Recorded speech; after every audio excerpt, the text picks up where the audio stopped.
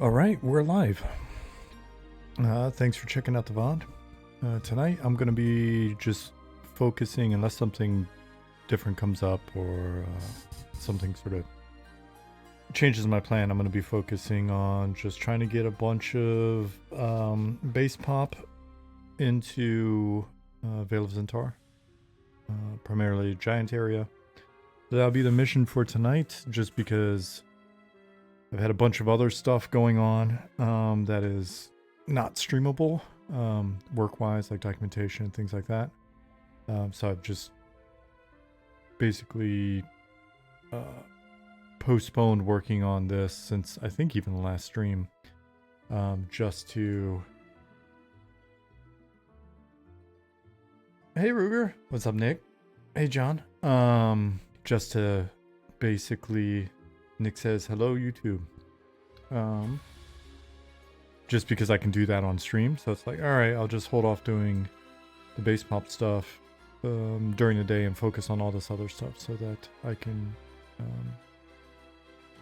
try to work parallel streams or whatever. Anyways, I think you get what I'm saying. But do I bother going into the scene to do... Yeah, I might as well until the first time we get booted, and then I'll just... or go into the zone, then I'll just go into the scene.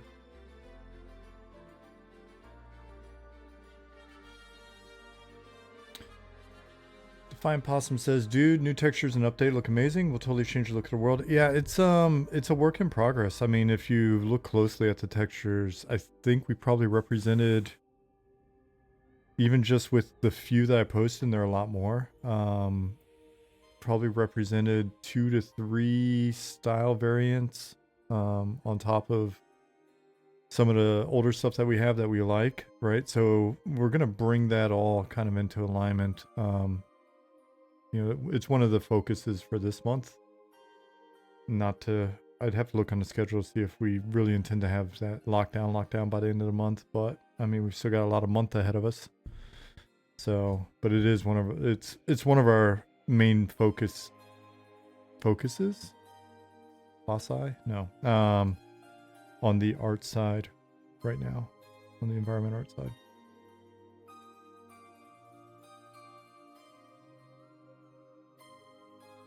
Hey, Surfer. What's up, Buckholt? Unchained. Let's go. Yeah, it's one of those... That's one of those areas where... I've seen in game development, I've seen teams continue to try to like figure out their art style way late in development.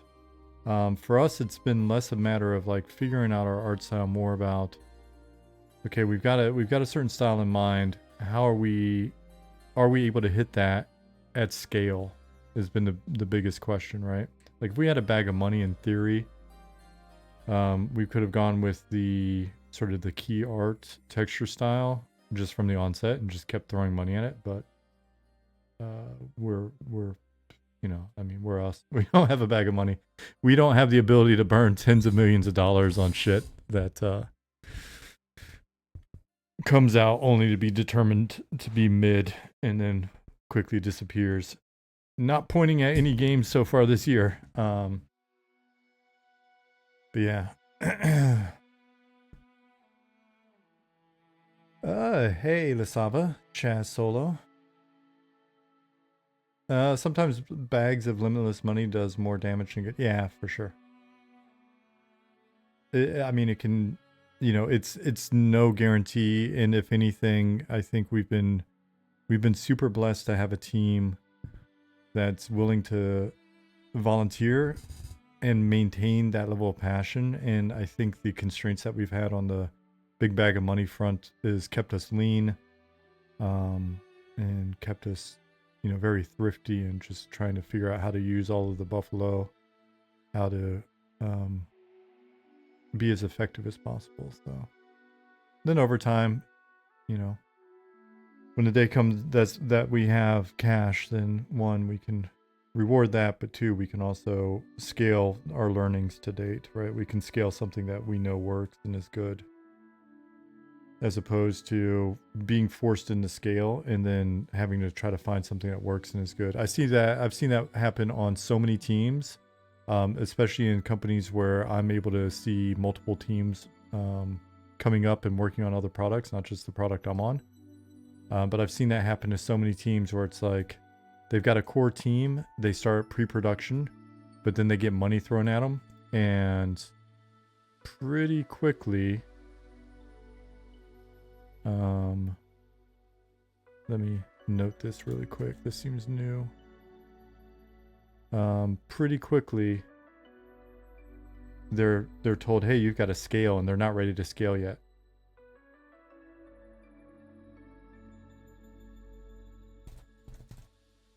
And it really just that project winds up being in a bad spot from that point forward, right?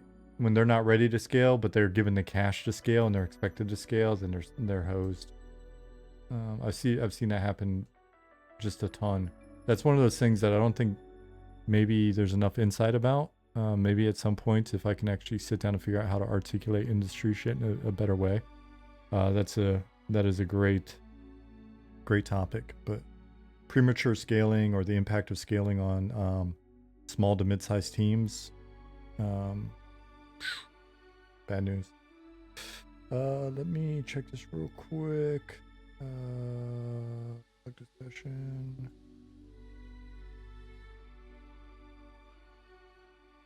Simon.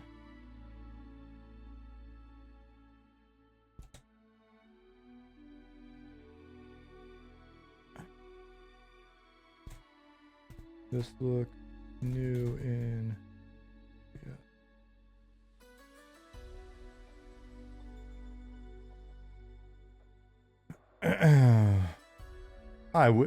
Ruger, I wouldn't go that far.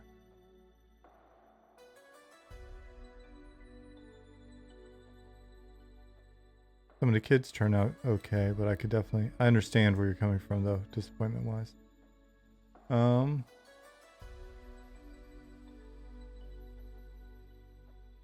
2 years from now, you have Mr. T levels of jewelry on as you stream. I love the meme.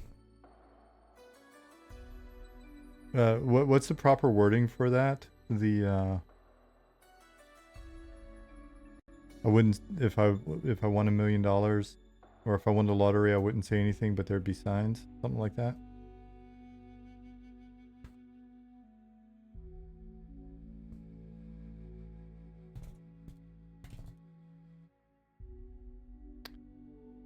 There would definitely be signs.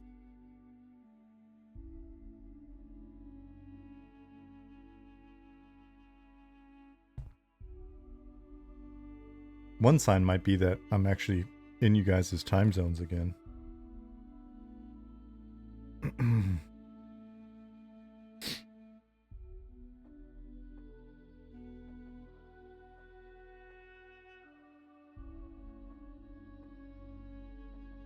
It's interesting. And this is not an opening for us to discuss anything political. I don't want to discuss politics as part of this. But there was something in the beginning of the Elon Musk, Joe Rogan podcast that came out this week where he's talking about the relaxation that comes from video games, and sort of what he uses it for, sort of like, and he mentioned that it, grinding can be meditative, blah, blah, blah. And that got us thinking about a lot of what we've talked about over the years with regards to like actions per minute, pace of combat, the nature of the game, and then an MMO as a place more than it being just a game. And yeah, so that really just had that trigger that, and I was thinking about that an awful lot, and really sort of it reminded me of how much any game that you really enjoy can be a great place to go to and get away from everything, like get away from politics, get away from work, get away from everything. But it also, a game can do that, but the idea of us providing something that really feels like your third place, like your place to go When you're not at home, when you're not at work, like this place you disappear into and just fucking really relax. Man. Yeah, it should be your refuge, right?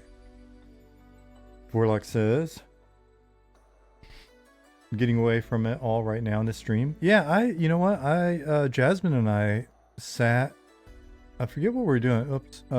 Figure what we were doing, but sat and watched Liz Biscuit stream the other night for a couple hours. And yeah, so that was super relaxing. Oh, look at these guys. Hey, what's up, Enoch? But again, no politics on this stream or in our Discord. Thank you everybody for being really really good about that in Discord.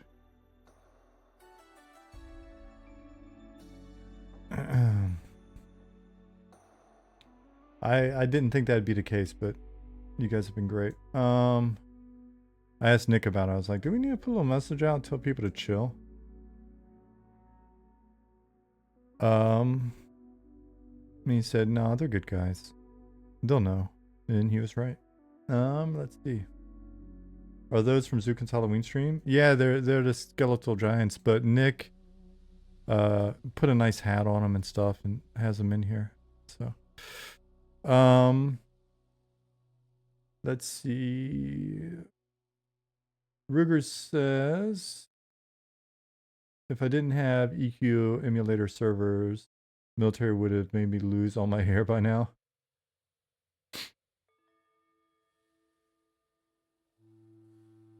Are you still in? How long's it been? Look at Conor McGregor, fantastic while he was hungry, earned 100 million, is never the same again. Yeah, I mean, but 100 million's a lot of money. If you give me $100 million, I guarantee you I will not be the same again. I hate to break it to you. I will be running a completely different stream. I will have had to disassociate myself from the team so that they are not responsible for the shit I say.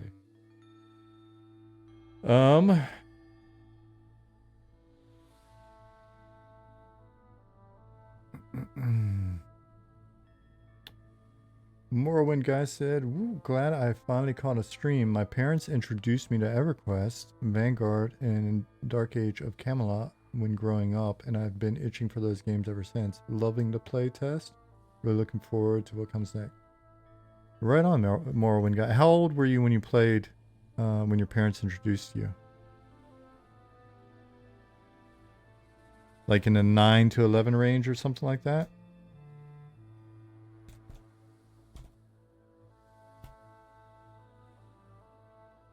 "17 years next week." What branch are you in, if you don't mind?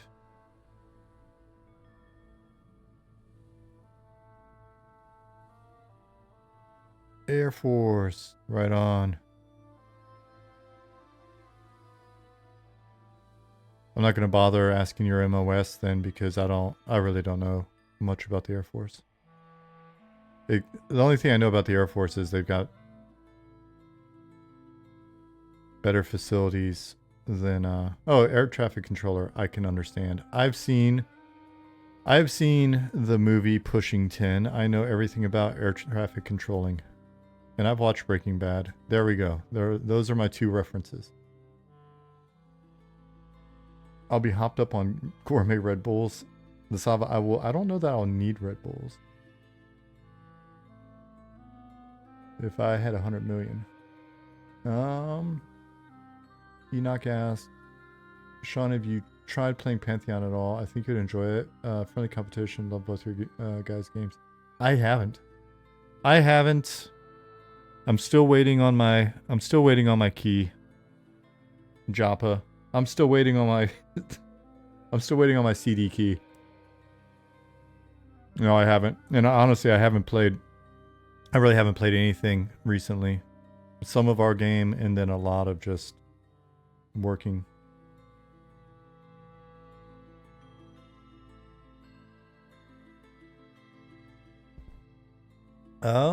What stream would I have in mind if I had 100 million? Unchained, I have a lot of opinions about the world. But I respect that this is not the place for us to have those conversations. But you gotta understand, I've got a lot of opinions. Also, if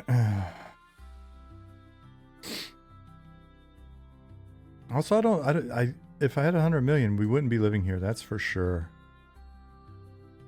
I like this area well enough. It's okay. But if we stayed in Germany, this would not be the part of Germany I'd want to live in. I love it down south, Black Forest. Southern Germany's just gorgeous. Really just great stuff down there. And the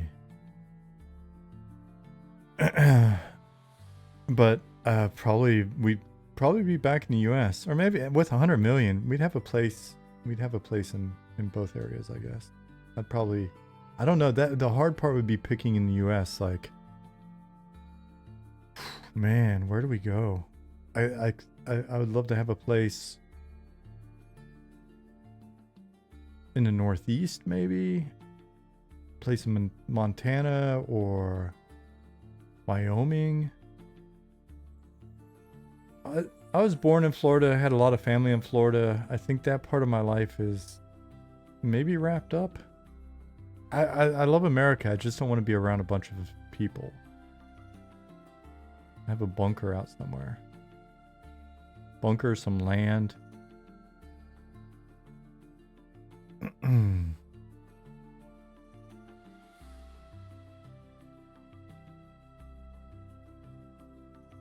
John said AFKFU. Have a good stream if I miss most of it.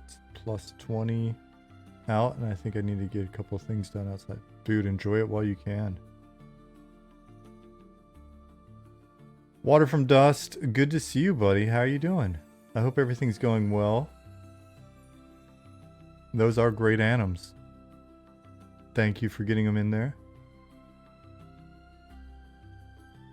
Have you considered Battleground and contested area, kind of like Darkness Falls and Dayak, where one faction own it at a time? Of course, this is when we get evil races in their city. We've talked about it. Unchained, I would not have a gold microphone, though.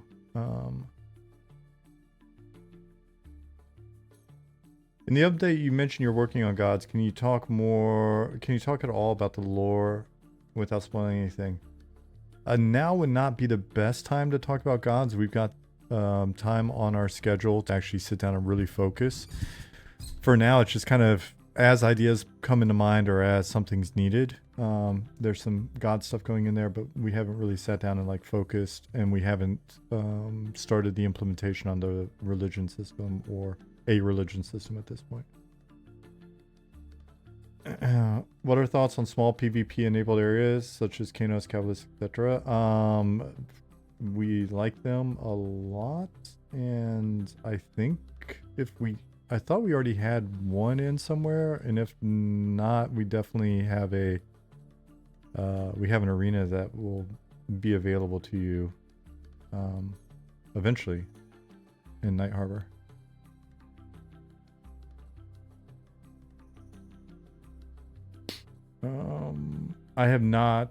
I personally haven't tried Brighter Shores. People are talking about it. It sounds good, so enable.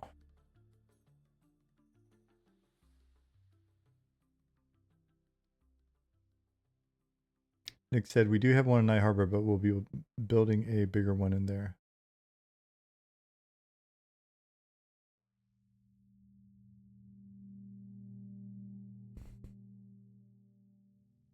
Okay, so let's see where we're at. I gotta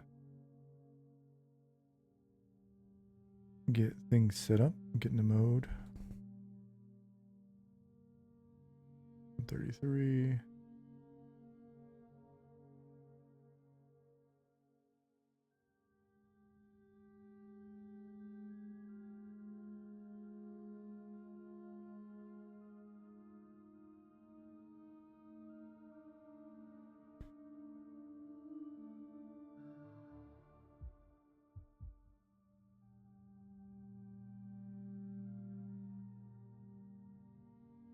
There's some bug with this tool where sometimes when you set up the initial spawner, it'll place the right NPC spawn group from that point forward. But then a lot of times it doesn't. I'm kind of like, I can't. At some point I need to sit down and actually figure out the repro. Unchained said, I tried to visit Redwood National Park in Cali this past July, but the damn state was on fire. That state's always on fire. I lived in California for 6 years? Yeah, 6 years. And the place that I bought in California, the condo that I had in California, like right across the street, was the edge of the last big fire in that area. In the where was that? What was that neighborhood called now? Shit, because it was out near Sony in Miramar. It was a nice neighborhood. It wasn't the nicest, like the condo wasn't the nicest, but oh shit, what was that place called?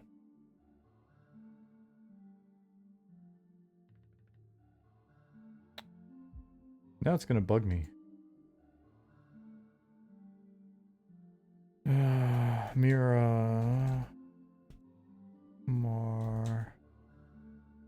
map.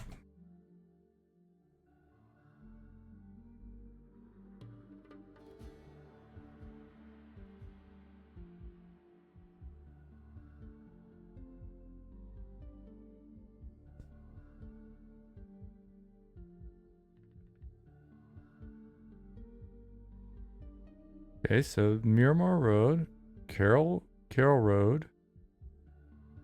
Sony used to be, Sony Online was in a cul-de-sac.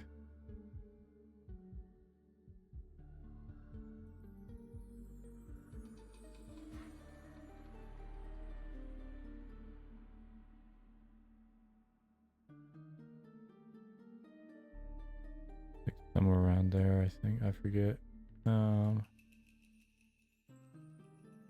Go down Miramar.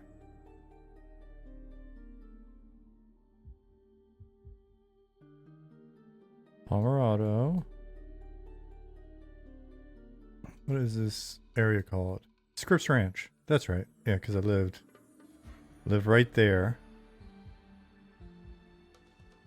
I lived right there, and all of this shit where it's green was just charred. It was just completely charred.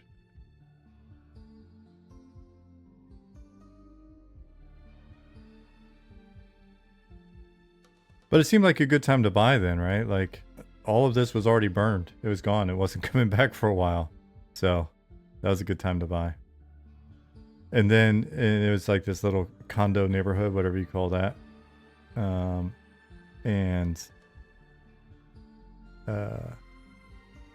there's Caminito, Toronto. So it was one of those guys right there. They're like old condos, and man, I almost burned the whole place down. I was almost the reason why they burned down.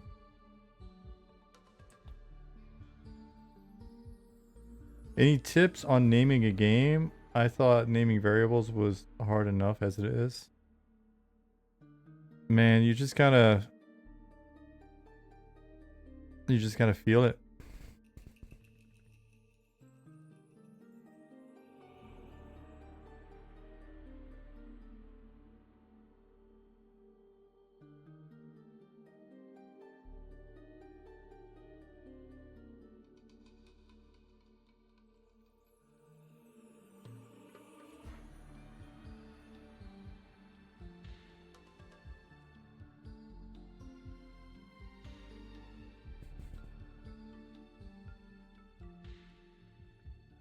How's the music level for you guys? I actually have a equalizer now that I can look at. It's working again.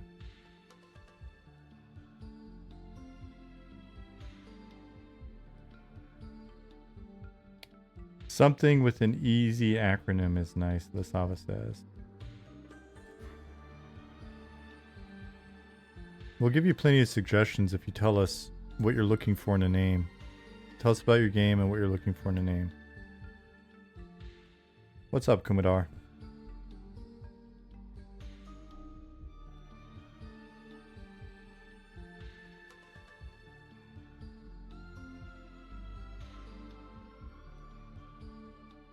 Music could go up a little bit? Cool.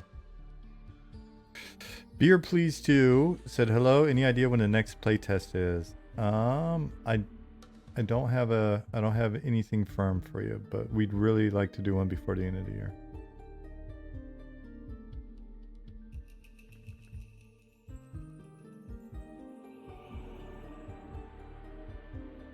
Right on, Kumidar. I don't know. I don't remember the geo in that zone having that issue.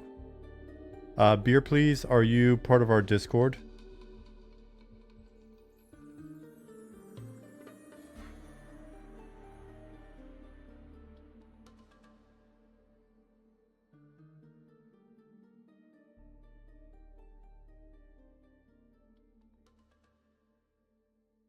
Let us name your game. That'll work out well. Defiant Possum, I would actually genuinely help.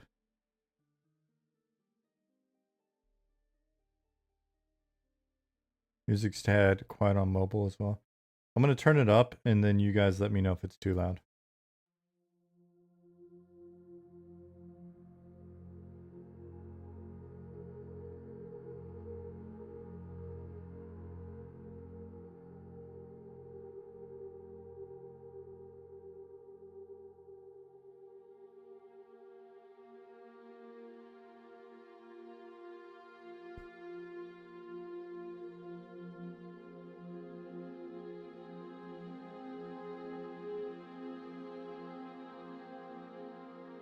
So, if you're just getting in, what I was telling YouTube earlier, people watching the VOD, is that,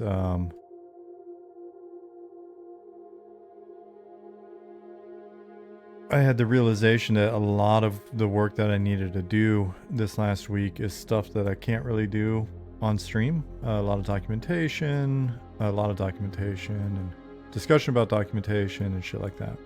So I put off doing any work on the base pop here in Vale of Zintar until this evening, just because I was like, I can do that on stream.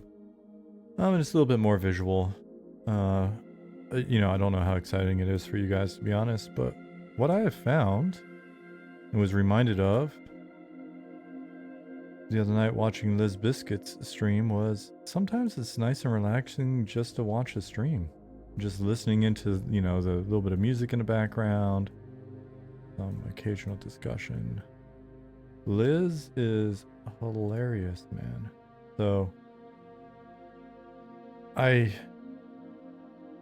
we just sat there and listened to her talk smack. It was great. So that made me feel better. I was like, all right, I guess I get it a little bit.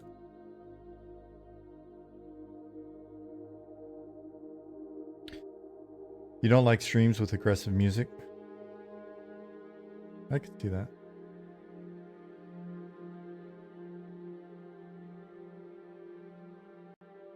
We are in Vale of Zintar. I'm adding extra giants. I'm adding more giants, yes. More giants like this giant.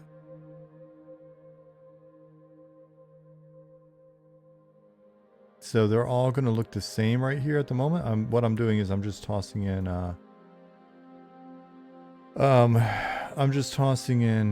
placeholders.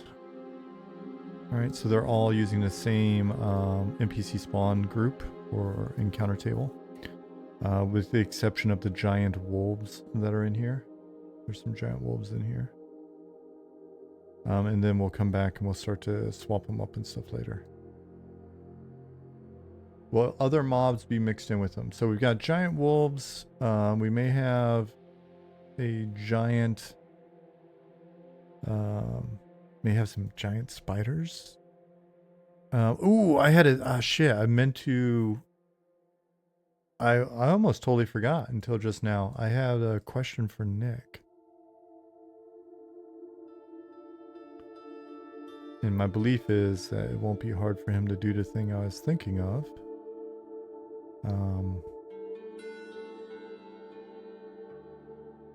but I will absolutely need his help in getting it set up. Will they have slaves or lesser races to keep around for food? Maybe. Some giants. I think that's a great point, and that's very likely to be the case with some giants. Not sure about these guys, but it's a cool idea. It's a good reminder. So, if you do see that, pop up, then lemon candies, you can credit yourself. Oh man, dust storm's kicking up.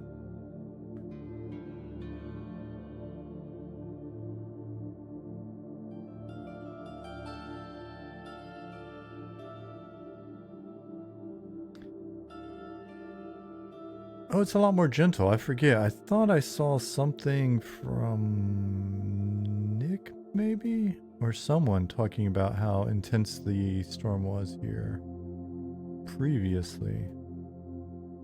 Maybe it got modified.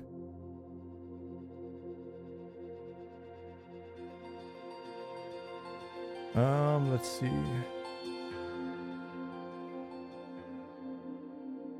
What's up, Sarenth? Hey, Justin Beard. Sorry I didn't say hi when you came in. I saw you come in, was babbling about something probably.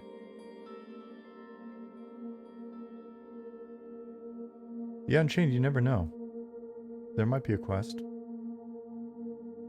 Just got home. Wife had surgery today, so it was a little late. Well, I hope everything's okay. Was it like a big crazy surgery, or was it like, was she just getting her pinky removed?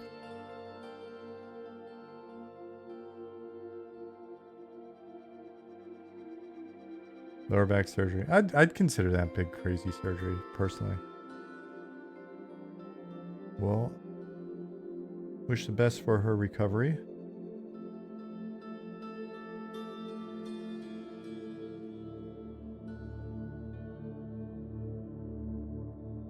Yeah, I wonder, that one's got to be uncomfortable to try to recover from.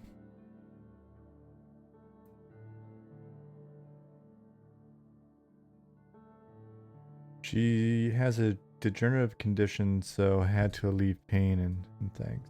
Well, I'm hoping that does exactly what it's supposed to do. She's got a quick recovery. She's got no more pain.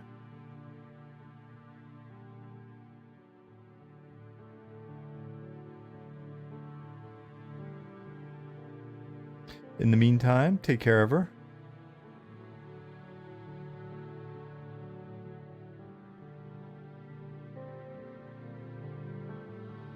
Lots of nice snacks, lots of nice warm beverages.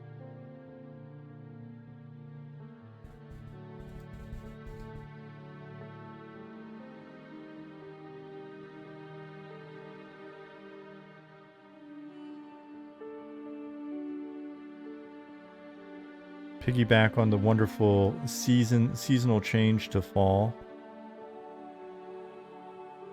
'Tis the season for Glühwein. Yeah, exactly. I wasn't thinking alcohol, but they've got a alcohol-free Glühwein that's called Kinder Punch. Kids Punch.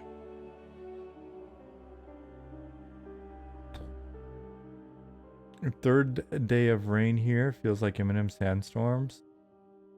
Is it? I mean, but I'm assuming it's gotten pretty cold where you're at, Kat.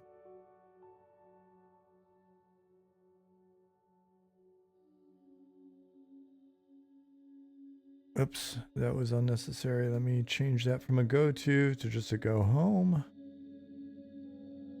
And let me switch that from a... And then we just set active command back to 0 so that he loops. There we go. Go back up here and save. Let's see, did I miss anything? One Matthias said, flew out of El Paso last week in the middle of a dust storm, as intense as they are in M&M. Oh wow, I bet. That had to have been fun.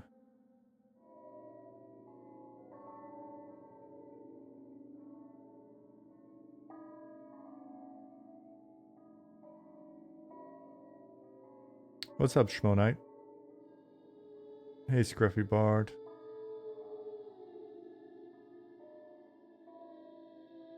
I'm in speaking of back pain, I'm in complete like reclined posture at the moment. I don't know if that's the way to work. I had to post some more videos just because I'm manually moving them from Twitch with Twitch Leecher over to the drive, so I preserve it and then I upload it to YouTube just in case like YouTube goes away or whatever. We want to upload old videos. I've got a drive with them on it. And I noticed that the noise gate on this mic, folks have said that overall the audio on the mic sounds good, but the noise gate on the mic clips, I think, some of my S's, which makes me sound like I did when I was a little kid, because I knocked my front teeth out one at a time when I was very young, and so I didn't have front teeth from like age 1 or 2 until I was like 9, I think. And so I always, yeah, I made the sound that apparently my VODs sound like. Dude, the Front Teeth for Christmas song every year forever, man. My family thought it was so cute. Ugh. I bashed one tooth out on a concrete wall when I was like just turning 1 when I lived in Panama City, Panama.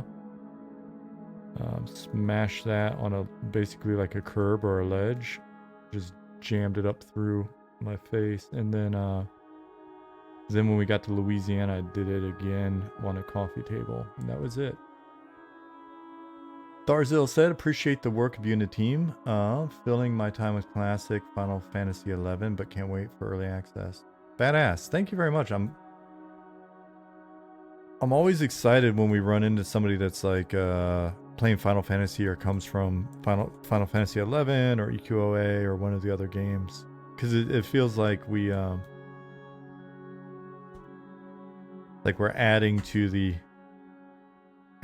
family, because we've got so many folks that are from like Classic EQ or P99 and things like that. It's always nice to see us get a little bit more of a start to grab some of the other old heads.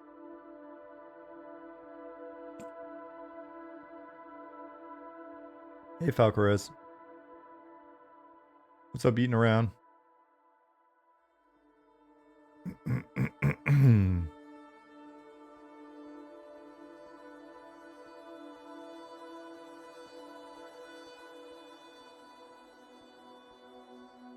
Hey Miklos.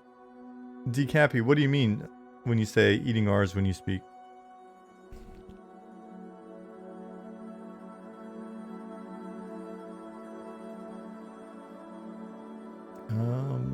I think this guy is good. Alright, do I have any outstanding? No, cool.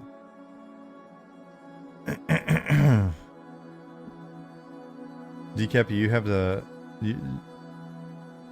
I worked with some Polish guys when I was in Hamburg. Honestly,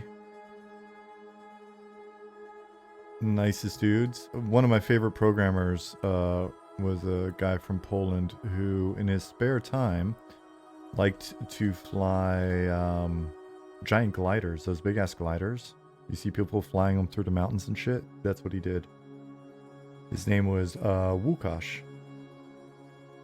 It looks like it would be spelled Lucas, but it's apparently pronounced Łukasz.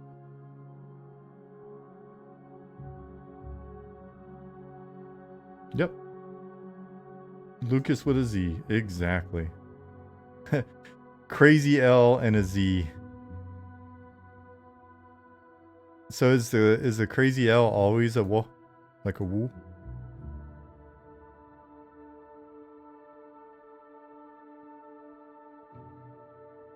Cool. Right on, man. Poland's beautiful. Though I know you're not there, but still. Or just throw that out there. I gotta turn off the volumes.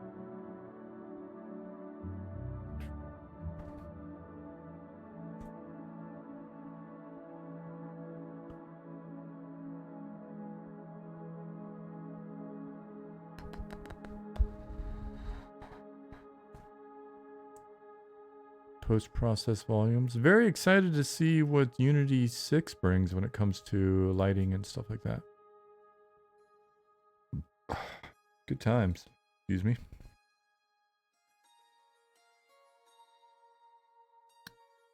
Oops. As I'm doing this, because like I said, today I really do want to focus on being pretty diligent about getting these guys plopped in here. It's like a not bullshitting around kind of work day, more of a let's see if we can get some stuff in kind of work day. So if I go quiet, feel free to ask questions. If I just sort of zone out, like say something in chat, be like, hey dummy, you're streaming. And I will I'll do what I can.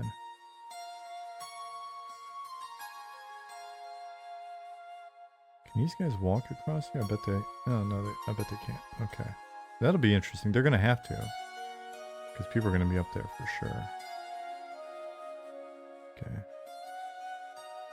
So, go over here. Hey, Quixana.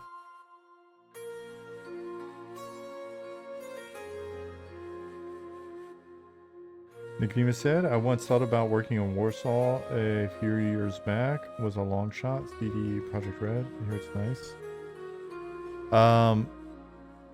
The country is nice. Or, sorry. The country and the city is nice, but the company sounds like it would be a lot of work. I don't know if it'd be the best first impression of working in the games industry, but what do I know? Sounds like it could be pretty intense. Decappy said, the only place I avoid in Poland is Warsaw.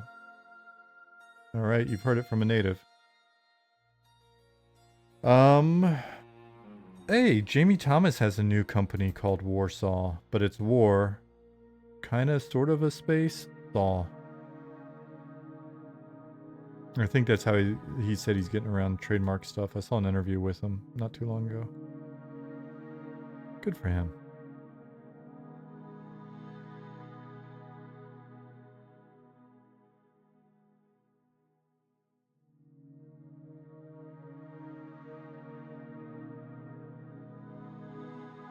Hey, Olgo.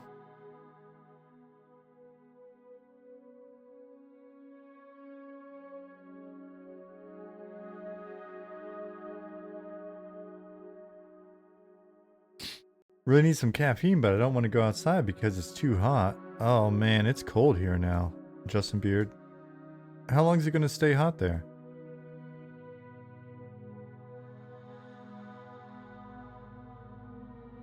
Jasmine and I are... I was like... I'm telling you, maybe New Hampshire, maybe Maine, maybe Vermont.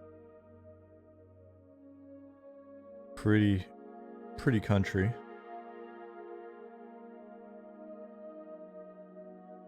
Krakow, 3 City are the places I would move back to in Poland, and I'll probably do it next year. Oh, right on. You tired of where you're at, or?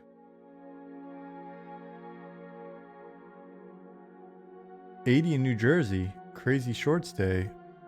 I'm telling you guys, enjoy it. Enjoy it. No complaining. It's freaking cold outside now. Norwegian taxes are a thing of legend. Yeah, I can imagine. How is their capital gains tax?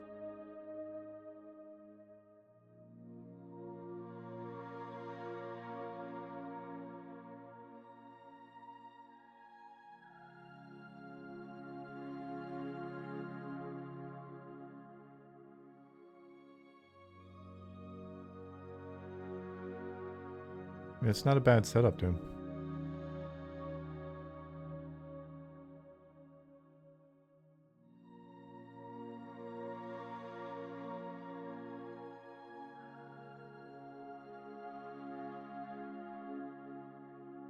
Simon's work looks good. Have you already toured around inside? I have a little bit, but I've kind of sort of not done a very intentional tour around the inside of here.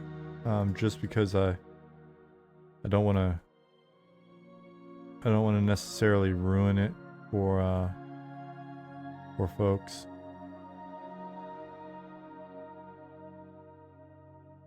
Hey, Callum.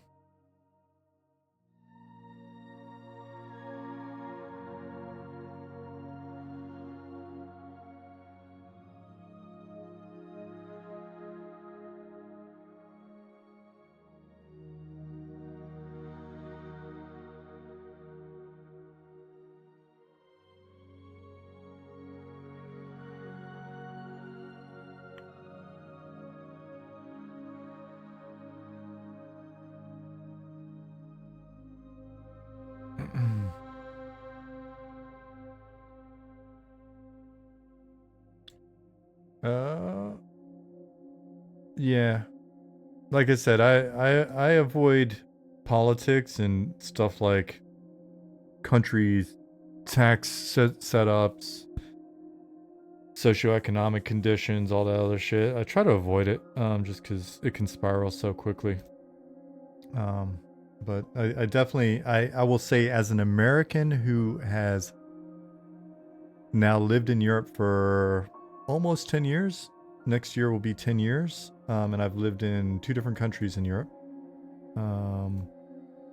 I feel like I've gotten a better understanding of misconceptions that I and other Americans sometimes have. Like I said, if I ever win the lottery, I will have a very different, absolutely not associated with Niche World's Cult live stream, and we can talk about that all you want. But for now,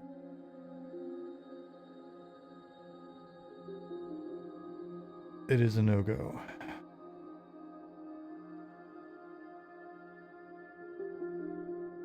Good job dodging those German taxes. Not the first 2 years that I lived here. I had to pay them. And they were plenty enough that I did not have to pay anything in the US. Because Germany more than covered.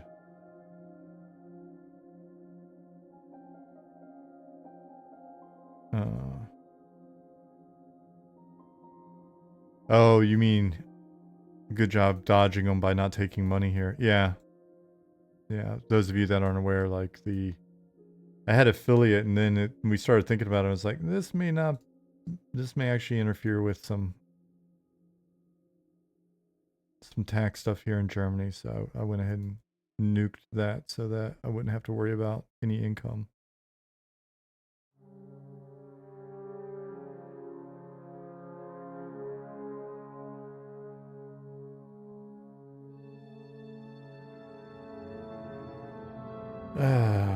Wolfhausen said, oh ja, sehr gut. Hey, Dark Inside. Ja, ich mach keinen Scheiß mit deutscher Steuer.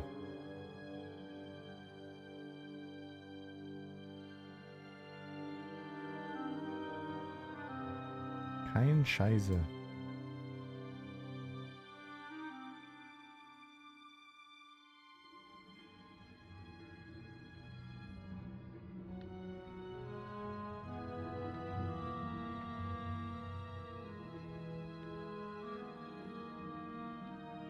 How are you, Dark Inside?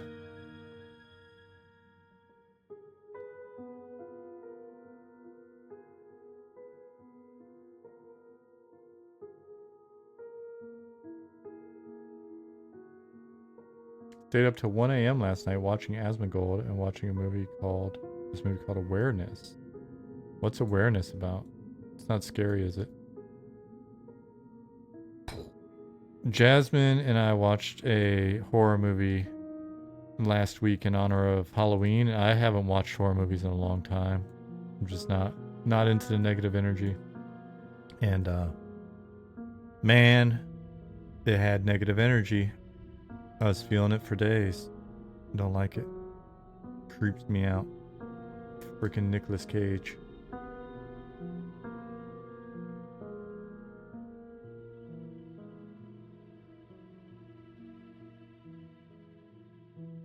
Yep, exactly, Darius. Ugh. It wasn't the bees.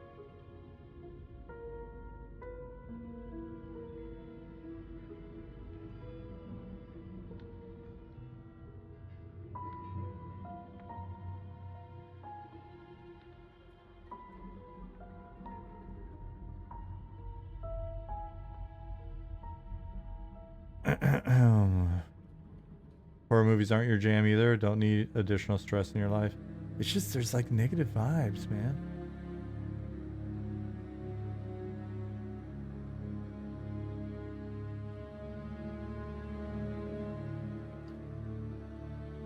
I don't need any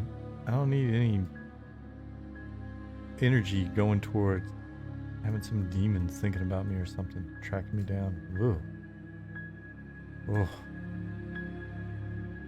Oops.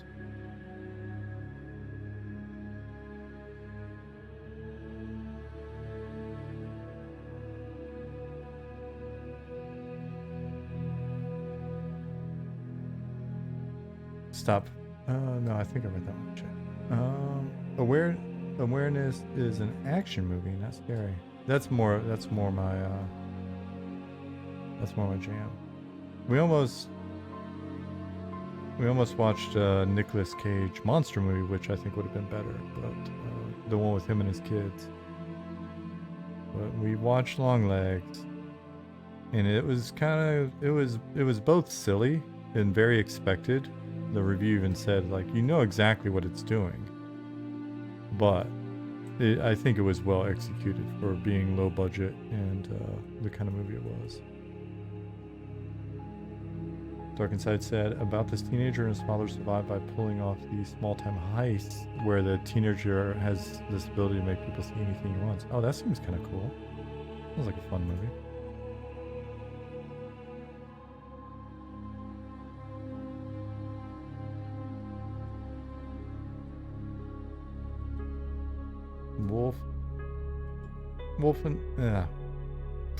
Wolfenstein. Wolfhausen said, I don't like the torture porn. I'm all for suspenseful thrillers like OG Dracula with Christopher Lee. The old ones are good. The Quiet Place was an enjoyable horror movie.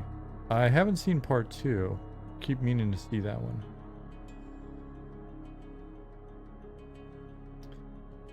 Hey, Sparrow.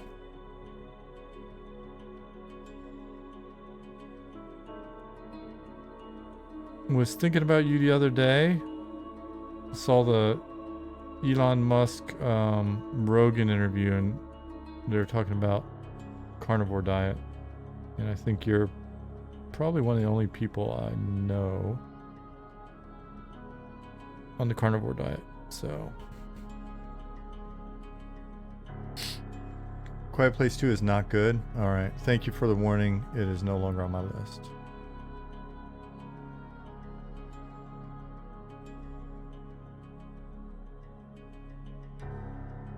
I was like, if I had that much money, if I had as much money as those guys, my diet would be different. I'm gonna be real with you. It's just it's too expensive for me to eat all that meat, I think. Wound up being a really good interview. I'll leave it at that.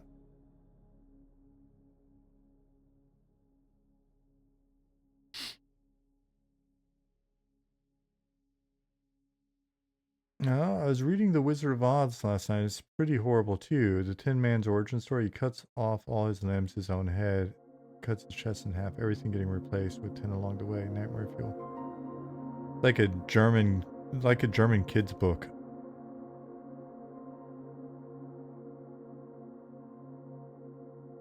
Terrifying.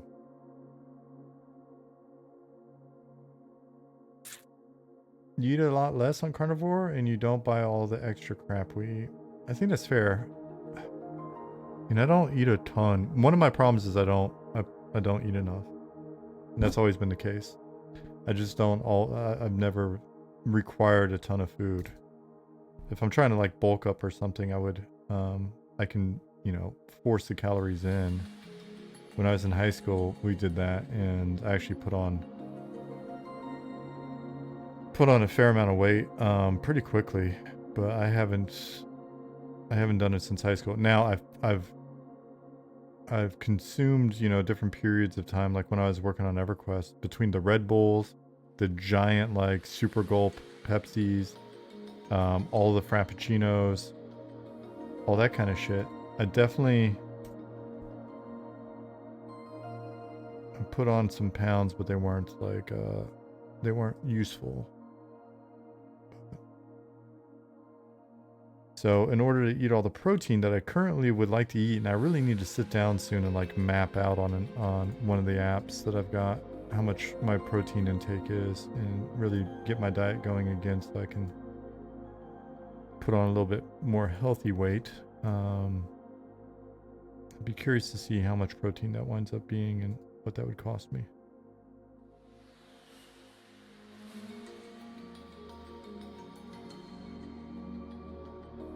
Justin Beard says, I tried to eat a lot more salad. I actually found a dressing I like. Oh, that's good, man. Dark Inside says, I know a guy who doesn't eat anything that's not fruits, vegetables, nuts, and seeds. No starch, low sugar. How's he doing? Feeling good, or you think he would recommend it? I think he'd probably recommend it even if he didn't feel good. A diet like that.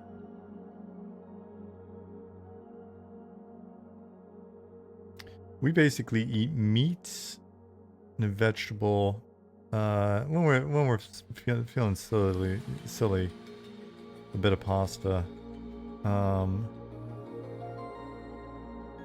then when it gets cold, we go from a lot of salads to a lot of potatoes. It's not good, but you know, man's absolute brick wall. All right, well then it worked. What's up, Aloth? I tried getting extra protein the other day. Split peas are really cheap protein, turns out. 3 days worth of fiber also affects things. Yeah, the increased protein, increased fiber can definitely do some things.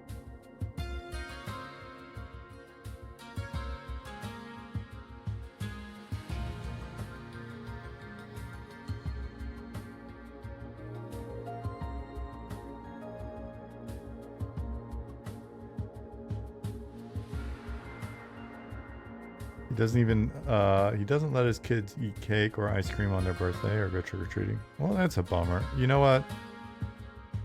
It may be healthy, but that's not fun.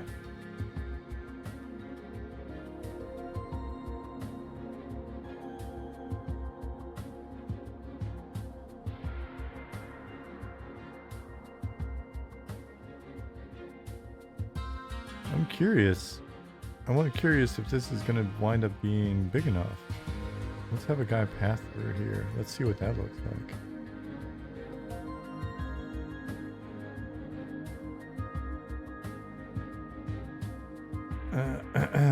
He's a really big CrossFit guy. Even has his own body Instagram called Garage Athlete. Have you seen him do pull-ups?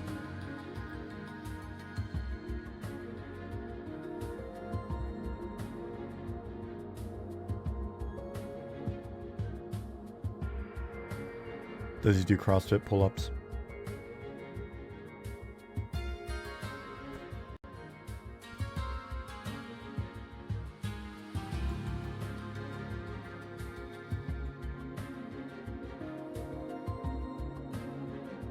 We've seen him do the flag thing where he holds the pole and goes sideways. That's pretty badass.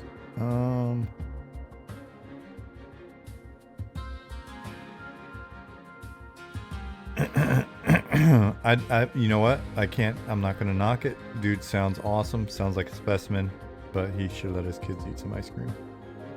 That's just my opinion. Some cake and some ice cream is not gonna kill them.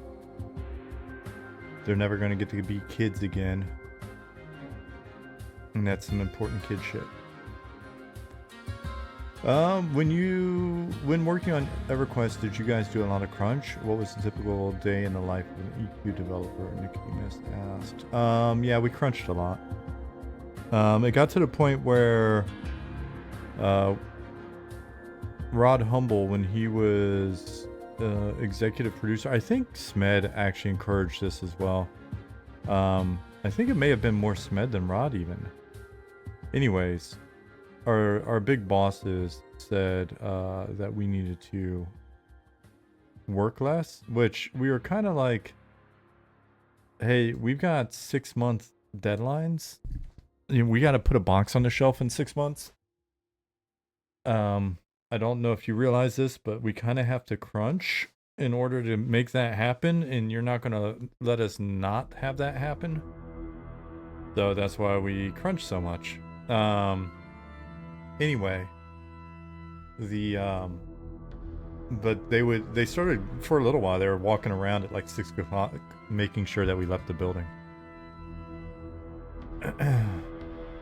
But a typical day when we were actually in crunch, so like we got better about not crunching after a while. We figured out how to schedule, and I think our producer made all the difference. When Robert Pfister was our producer, it really helped us mature as a team very quickly. But when we were crunching, it would be like you get in at 8 or 9, and you would just leave whenever. You know, get in at 8 and oftentimes leave 10, 8, 10, 12, 2 a.m., depending on what you're working on.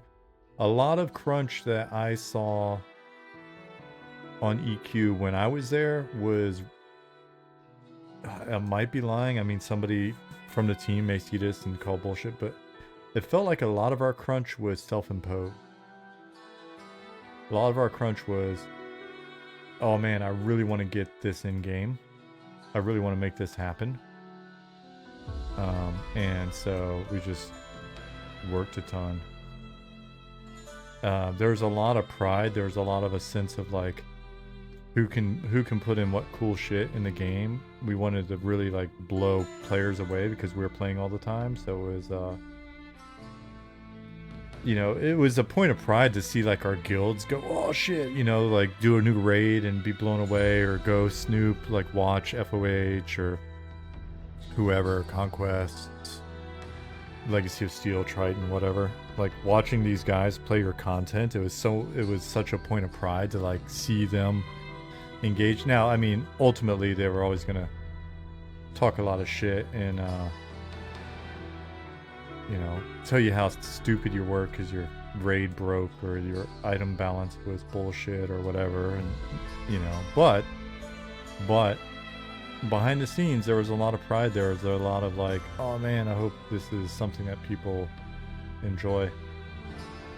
I think that's probably the common case for game developers, even when you look at it, you're like, oh, why is this way? This is horrific.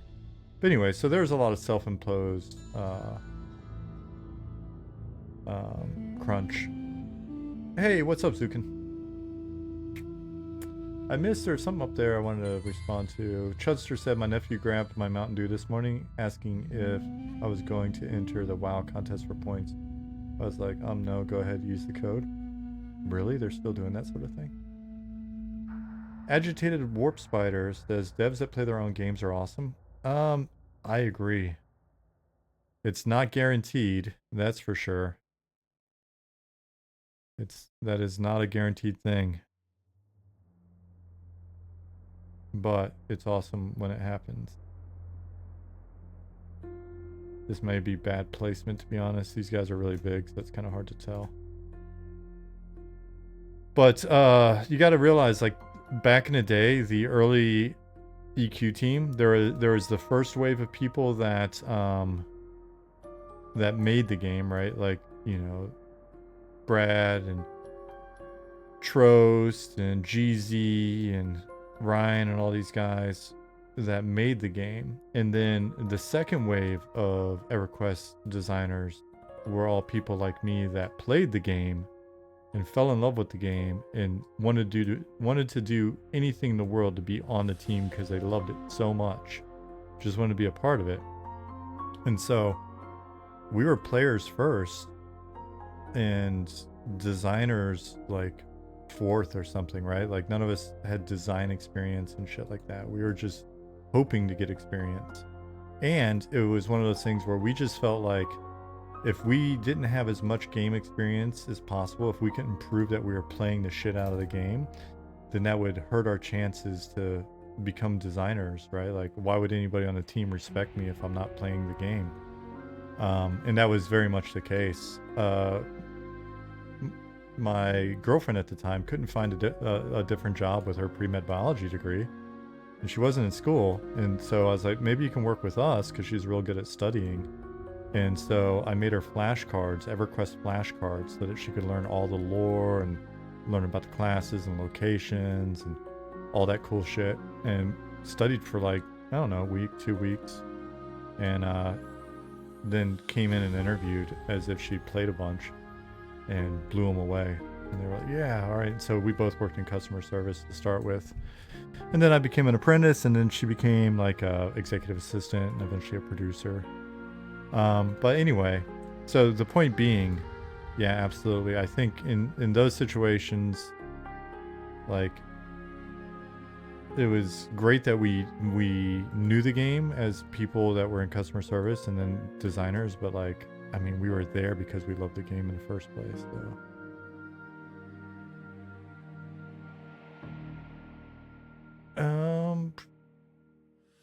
1K said Eldon was a significant turning point for EQ.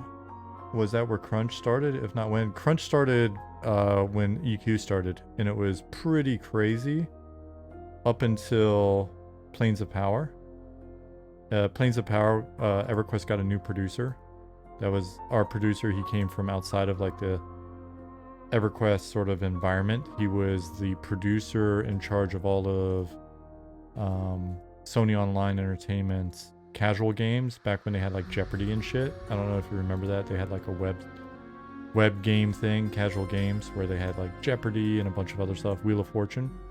So he was in charge of that team. That team got shut down. Like, Sony got rid of those. Kind of missed their chance to really, leverage that, because eventually that got big again, right? Especially with mobile. And he came to us and was just like, I don't know anything about EverQuest, but I know how to run a team. And so he made it so that we had schedules. You'd think, why wouldn't you have schedules? Well, Shadows of Luckland, I think, had a schedule at one point. It was written on the whiteboard outside of Jeff's office. And at one point, maybe we were wrestling or waiting on pizza or something, and the schedule got wiped off the whiteboard. We weren't really following it anyways. We were just making stuff. That was the command, make stuff. And you kind of see that in Luckland. There was a lot to it, but there's a lot more that needed to be done. So anyways, and it was a bit late. The company never really admitted that Luckland was like running hot or late, but it was. But then Crunch actually got better from Planes of Power, Legacy of Akesha, Eldon, etc., etc. From that point, it got a bit better. But I mean, like I said, it wasn't enforced crunch, but like with Planes of Power, there was so much shit we wanted to do and so much stuff to do that I think we crunched just cause.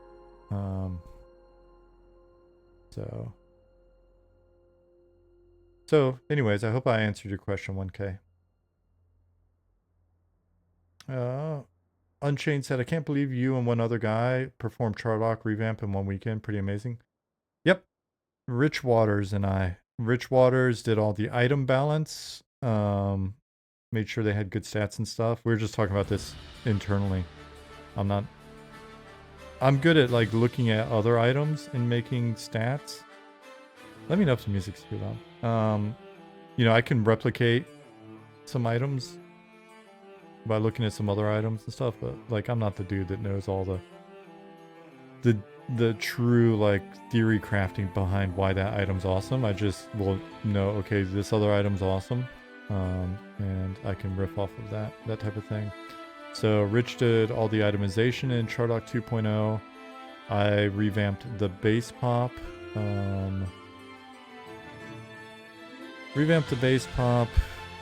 made sure that nothing was broken on the quests. I thought maybe I added a little quest or two in there or something like that. I don't remember, but the new NPCs, NPC placement, all that shit. Yeah, it was a fun weekend, man. Rich and I actually talk about that weekend. If you haven't seen it, if you're like EQ fans, a few years ago, before we started this project and as it was first getting started, I did a bunch of interviews with people I worked with before, and if you look for Rich Waters, we actually talked about that one. Because we almost got in a fight in the parking lot that weekend. Totally by accident, but it was for real. I was pissed off. I would have hit him. I hate to say it. I'm a puncher. Jasmine and I were just laughing about that the other day. It's not funny, I guess, but Jasmine and I were laughing about that the other day. Because our little dog's like, he'll want to fight all the time, but I don't think he actually wants to fight. You know, we were just joking about the fact that I think we had seen some video or something where somebody was getting in a fight and was doing a bunch of talking, and then got hit or whatever. I was like, I'm not a big fan of saying anything before I punch somebody. I don't want them to know it's coming. I'm not that guy. You want to fight? I assume you do, so I might as well get started. So, and she has learned that about me. Not firsthand. God, no, that's a horrible clip. But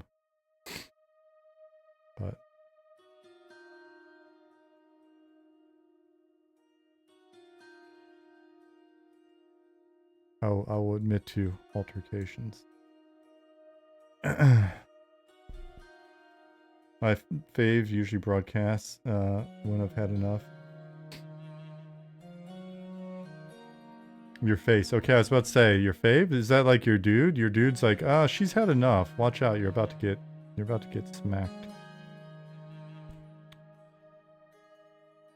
Yeah, it's crazy. It's been 4 years since that interview.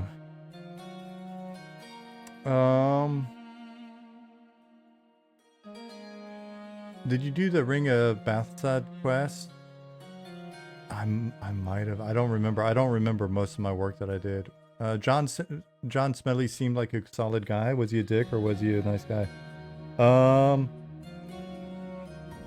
Mostly nice guy. He wasn't a dick. Like, I'll be honest, this is gonna sound weird.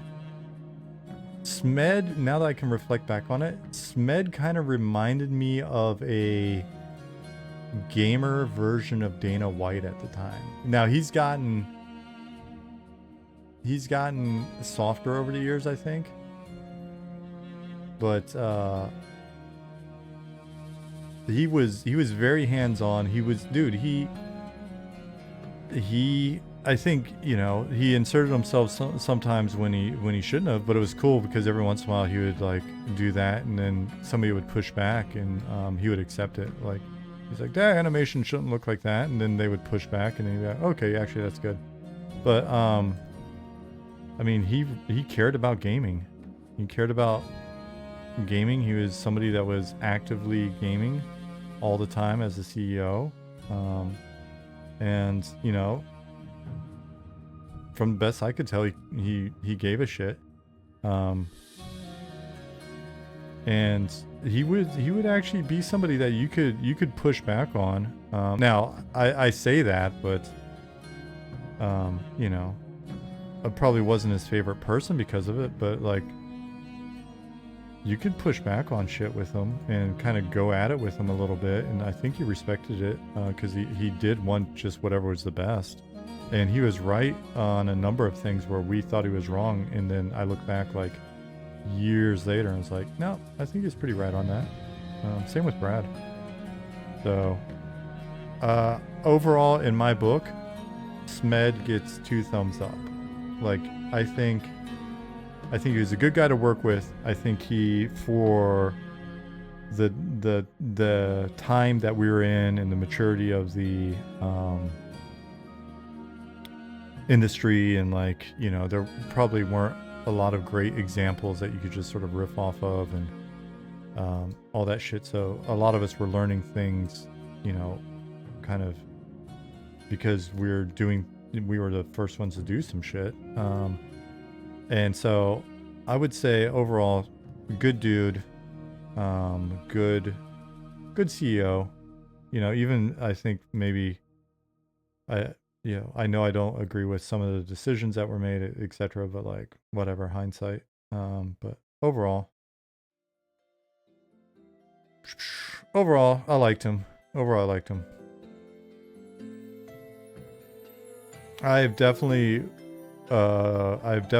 met and worked with much worse people. So as far as CEOs go, he was pretty cool to work with. I've worked for, I think I've probably worked for more good founders than CEOs, or maybe it's like 50-20 with 30% kind of in the middle. I mean, I've also worked under some real dipshit, but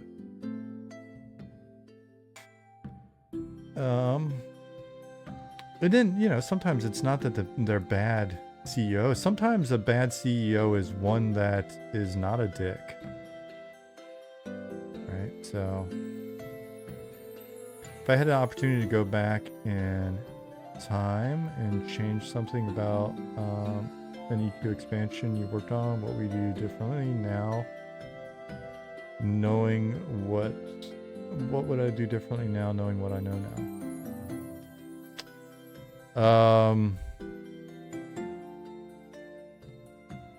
If we knew Omens of War was going to be, if we knew Gates of Discord was going to be the expansion where, just as we're getting started on it, the leadership was going to get pulled off the team, I think I would have helped design that theme a bit differently. Would have replaced the art director, and not gone in the art direction that we did for that one, and would have prepared the expansion storylines better, because there was supposed to be like a whole cool multi-expansion storyline with Discord, a whole nother realm, other pantheon of gods. The whole idea, the idea I had in mind with that was that there was going to be essentially this discordant realm that kind of falls out. It's like a parallel universe to the universe that everything on North transpires in, and there'd be a thinning between the two universes, and you're then dealing with sort of Discord versions of the high fantasy that you know from EverQuest, right? And so, like, instead of it being so weird and like dark kind of horror fantasy stylistically, the NPCs and stuff is more like, would have been more like Chaos Elves and things like that. A lot of riffing off of sort of the little bit of understanding of like Games Workshop stuff and blah blah blah. But it was meant to be like, you've already beaten the gods, and through sort of interaction with the Wayfarers, etc., like you start to realize, right? Because at that point, the players are a force as powerful as the gods in a sense, right? If you get through all of the weird, like, Zabruxarok time travel mind wiping shit or whatever happened at the end of Pop, I forget. But anyways, power level wise, we knew, that the players were as powerful as gods, and they were kind of factions unto themselves, right? The bigger guilds. And so then the idea would be that you would basically work with the Norathian gods in order to prevent the sort of destruction of the Norathian universe by the incursion of this discordant realm, right? So that was the idea. But now that I'm saying all that shit, Bill, I think about it, what I would do differently if I could go back is really just, if I could somehow convince people, really push hard to root the expansions in making the world richer. and just really just reinforce, you know, Norath and reinforce that world and really add more depth to it instead of always just adding new crazy shit. But we were already kind of on the new crazy shit railroad tracks at that point, so if we had to do new crazy shit, then I think that would have been cool. But whatever.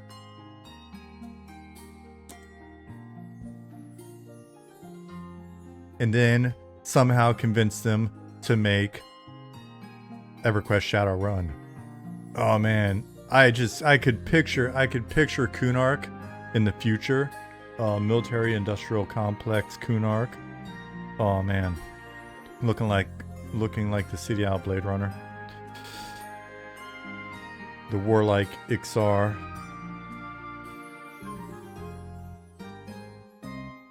Weapon suppliers for all of Norath. Field of Bullets. There we go. Perfect name.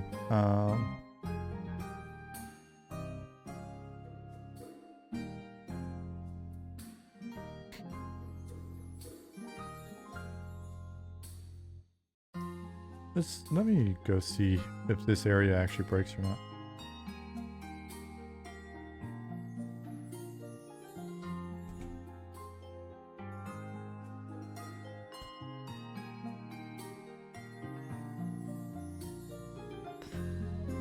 Hard to uncrazy after you put cats on the moon. We could have, I don't know. I think we could have stifled the crazy a little bit. Even then.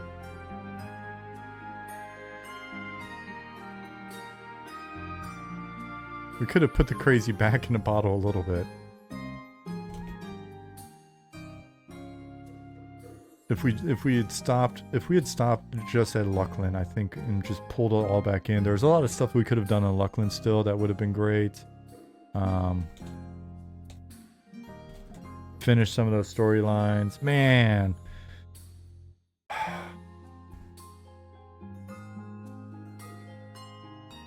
Shreza and all that stuff. Man, the Shisar were so badass.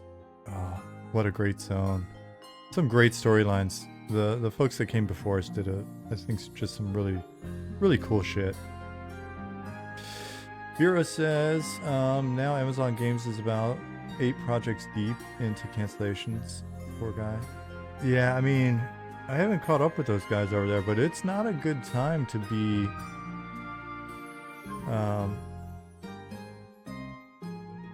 it's not a good time to be at some of these bigger companies. I think they're really having a challenge. I mean, for the budgets that they have.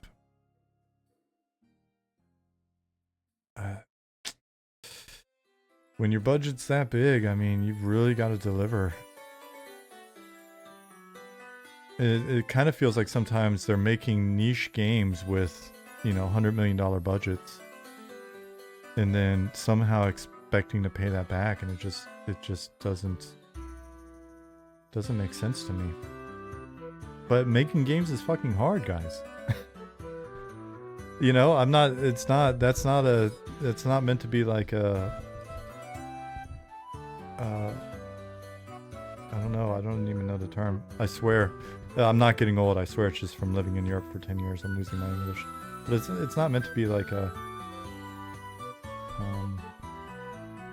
because that wouldn't even be a humble brag of self-aggrandizing or anything like that, but it's not, doing what you do is not easy at all, especially at that scale, and then especially if you don't have the right talent in place, or you don't have the right experience in place. And I do think a lot of these companies have chased away good experience, because they're like, there is a stigma within the industry, and there always has been, right? Like the gray-beard game designers. Oh, these old dudes, what do they know? All right. Good luck. Have fun. Owen 10, thank you for the follow. But making games it's hard, whether they have $100 million budget or if they're like us and you don't have a budget at all. The shit is difficult. And the more you're making a game that needs to appeal to millions of people, not just tens of thousands or hundreds of thousands of people, fucking good luck. And, you know, the best thing I can say about the way that traditional game development works at a bigger studio is at least people have a paycheck for 8 to 10 years before they get laid off. But the crazy thing to me is, like, imagine you're on one of these teams for the full cycle or even half the cycle, right? That's 5, 8, 10 years of your life working on a game that comes out, and fucking these days they're killing them quick and good. I mean, if it's not doing what it's supposed to do, good. But they should have killed these things 5, 10, 8 years, 5, 8, 10 years ago, right? And so to see a game with tens of millions or hundreds of millions in budget come out and then just get nuked for good reason, like, it's not okay, there's no audience for this, or there's an audience for it, but it's like I said, it's a niche game. Then, yeah, at least the team got paid for a while. And just to me, it's tragic when you talk to somebody and they've got a career where they've worked on 3 games, and like none of them shipped, or they shipped and they didn't really do much of shit. So, but again, I also look at it as, if you're on a team and you're 3 years in, 5 years in, and you're seeing, like, all right, if you're being honest with yourself and you're keeping your finger on the pulse of the market, or just have awareness of who is the customer that we're trying to target with this, and how many of them are there. And I think that it's a responsibility of everybody on the team to keep that in mind, because it's the responsibility of everybody on the team to have feedback. And if you're giving feedback and you're on a development team and you're not being heard, and you're like, everybody here's wrong, I'll turn the music down a little bit. If you're on a team and you're looking at, like, the team and you think everybody's wrong, you may be right, but don't stay on that team. Like, start finding a different job. And I hear people are like, but I've got a house, or I've got a this, I've got a that. Like, okay, well, but if you think the ship's heading towards the rocks, and nobody's listening, you're not going to have that job eventually, right? You're going to get laid off at some point, or the studio is going to get shut down, or whatever.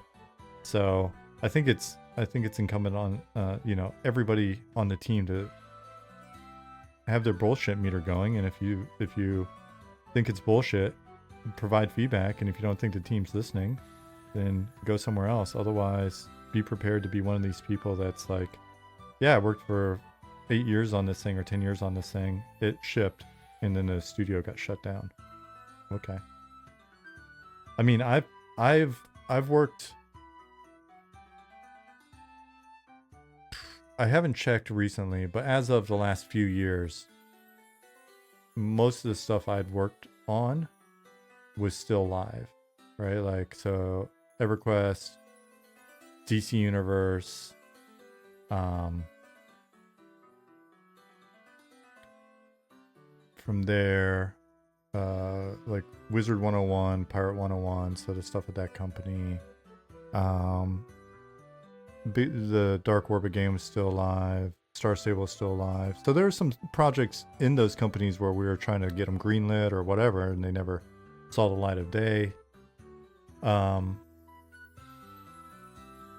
But overall, I've been able to not get laid off a bunch, just because I've gone on job interviews and looked at the company, looked at what they're making. I asked questions about what they're making. I asked questions about the company, and I've had a solid handful of job opportunities for shit that sounded cool, where I was like, I interviewed at a company that was working on a Warhammer 40k MMO years and years ago, when I was still in Texas, and spent the day with that studio, and everything, I guess everything went pretty good, because they were like, at the end, HR was just, hey, what'd you think? So what are you looking? I've been authorized to, like, talk to you about the money, blah, blah, blah. What are you thinking, like, money wise? And no bullshit, I told her, I was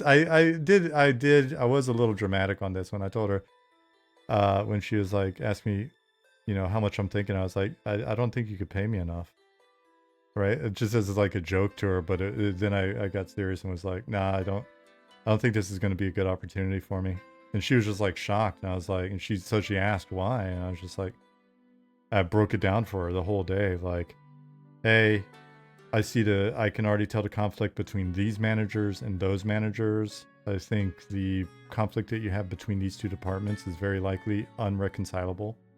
Like, and I'm not going to be in a position to fix that in the first place. So I'm going to have to come in here and then hope that you guys fix it. I know at least a couple people in leadership, they're not in a position to fix it either. So basically, why would I come into a situation where there's that level of risk that I don't have the ability to change anything about? Blah, blah, blah. So I went through the full thing, and yep, sure enough, that project was canceled probably a year and a half after that interview.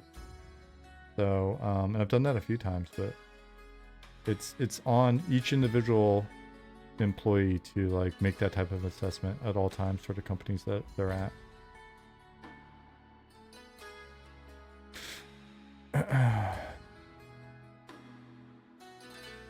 Sorry. So not only did I go on that ramble, but it sounds like you may not have been able to hear it very well because of the music. So if you're watching the VOD, sorry about that. If you're in here, hopefully at least some of that made sense. Hey. Okay.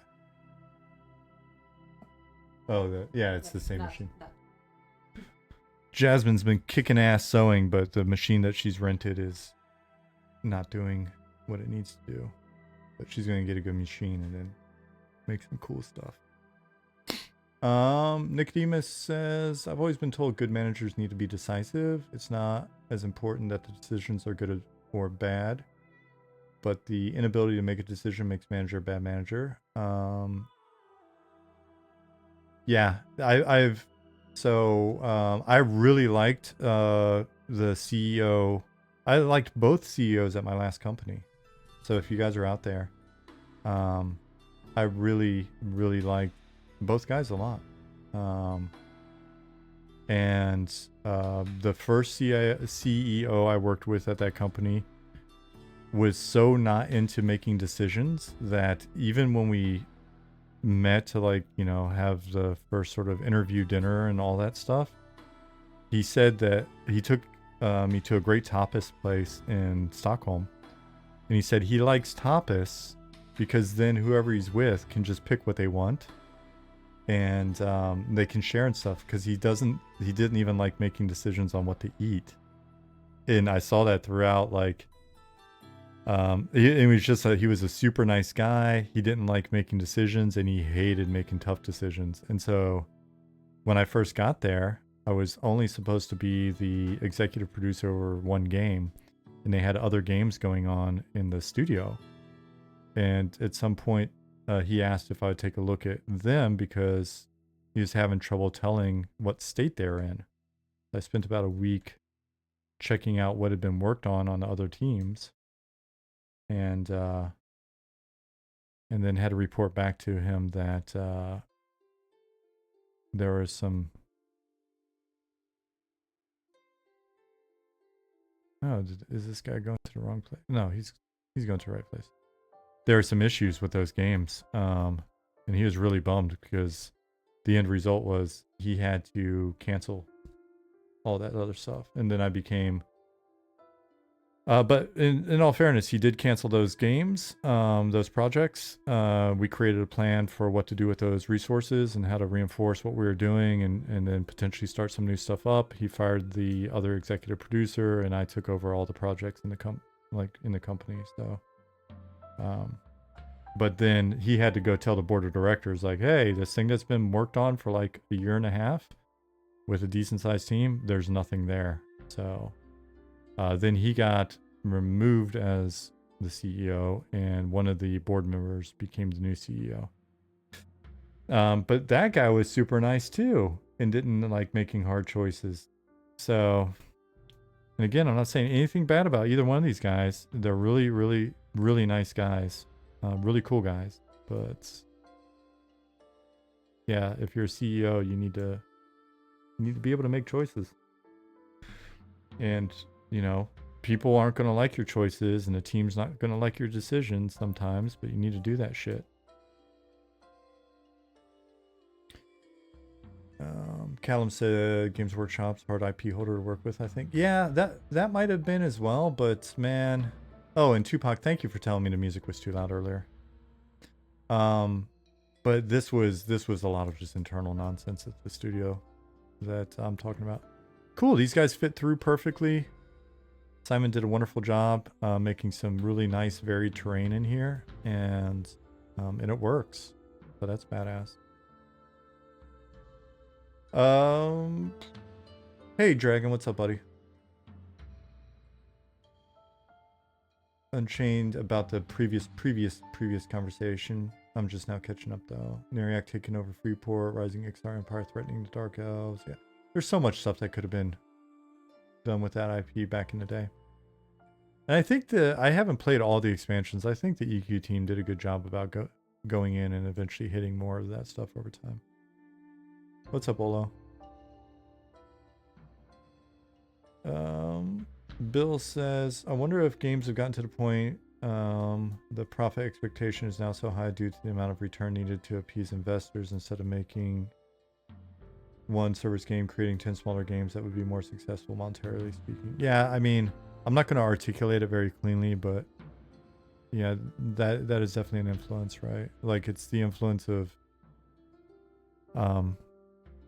well, there's the influence of shareholder expectations, but there's also for other teams, even smaller teams but I mean, I'm seeing startups that are funded, you know, that have $25 million in funding to make. And I look at what the game is that they say they're going to make. And I'm just like, okay, I guess if it's 25 million invested in what's potentially going to be a very long-term investment, you think that this first game is going to be the first game that the team cuts their teeth on and grows and becomes a team and gels and figures shit out. And then it's an investment in the next 3 games or whatever, 4 games.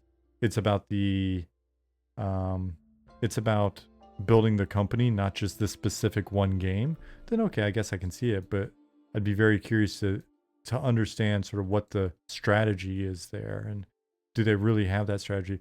Because what we're seeing is the one game comes out and then it doesn't make a, you know, bazillion dollars, and then the studio's poof. So that wasn't the strategy, I guess, right? They're not willing to take a loss for a while, right? And I'm assuming the budget's not even set up that way, right? It's not a $25 million investment and the game's going to ship once you've spent like $4 million, and then you're going to, or $5 million, you're going to continue to spend the rest of that $25 million over the next 5 years to really help flesh out the studio. It's $25 million on a game that's like, how the fuck are you going to make that money back? I think there was a lot of that came out of that mobile period where you could make a mobile game. You could make 10 mobile games, have 9 of them just not make their money back, and then all of a sudden you've got Candy Crush, or, you know, you've got a Supercell style game where it's like, boom, and this one game made $1 billion, right? And that started with what? Machine Zone? So, yeah, I think that's part of it. Brookstorm Honorblade says, not seeing how to subscribe with Prime. Is that an option for this channel? No, I renounced my affiliate so that I wouldn't have to worry about any like money coming in through the channel, so I don't have to screw with German tax law for the time being. The return, the risk versus reward there wasn't high enough. So as much as it was gonna like cost me to get everything figured out with German taxes and potentially be put in a weird category with regards to, you know, being a private contractor and what that does to my medical or health insurance status and all this other shit. It's like, you know what, we'll worry about it later. So I just turned it off. But I appreciate the thought. If you want to support M&M folks, we have a lot of other people that stream. Check out their streams for sure. For a lot of people in the US, it's better as well because time zones line up better. I'm in Germany. But you can check out the other streams, and I don't even know if this has everybody on there now because we've got so many different folks. But check out the different streams and feel free to sub to them or whatever. The cash helps them out, and they're not in this weird situation I'm in Germany. The other best way to help the project is to join our mailing list. Tell people about the mailing list. We've got 7,000 people on the mailing list now. Join our Discord. We've got 10,000 people in Discord now. And just tell all your friends. And then when we have playtests and stuff, it'll be announced in the Discord. And then you can come play for free. For free. I just every time I hear for free, I think of the tattoo of the Mexican drinking worm in that one movie with what's her face, Rebel. What's her name? Rebel something.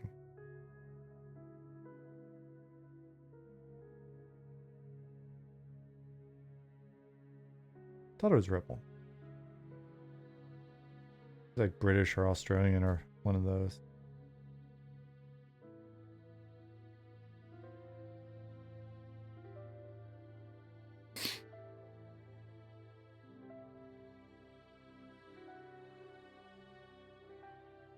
Rebel Williams. Really? Williams? Interesting. Not sure why, but I just had the idea of having grav flux traps in the game. Do it. Sounds fun. Bill asks, hypothetically, I wonder if, hypothetically speaking, if a developer were to quit their day job and sink their 401k to live on while they made a game, would they be successful? I wonder if anyone has done that and succeeded. Well, it's funny you ask. How do you think this game's getting made? Yeah, it happens, man. Rebel Wilson, that's it. That sounds right.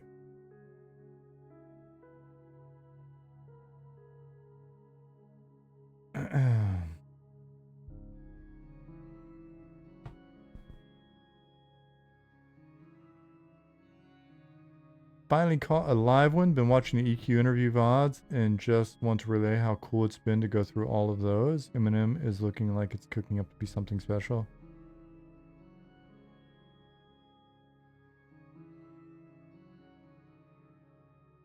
Nebuchadnezzar, and I'm just going to pronounce it that way even if it's not right. Thanks for popping in here. First of all, I'm glad you got to come in and check it out live, and thank you for the kind words.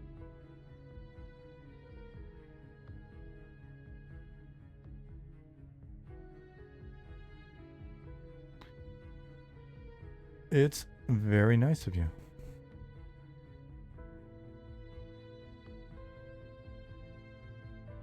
Yeah, man, it's been cool working on this. It's a lot of fun working on this. It's, you know, to me this is just, and I guess it's easy to always say that sort of thing, but it really has felt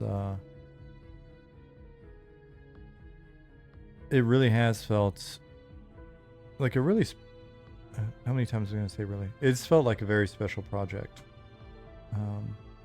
It's a lot of fun to work on.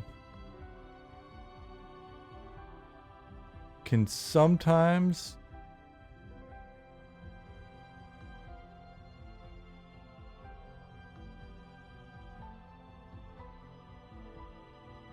for me, sometimes it's just easy to forget that this is even kind of a weird volunteer, unfunded project, because to me it just feels like game development.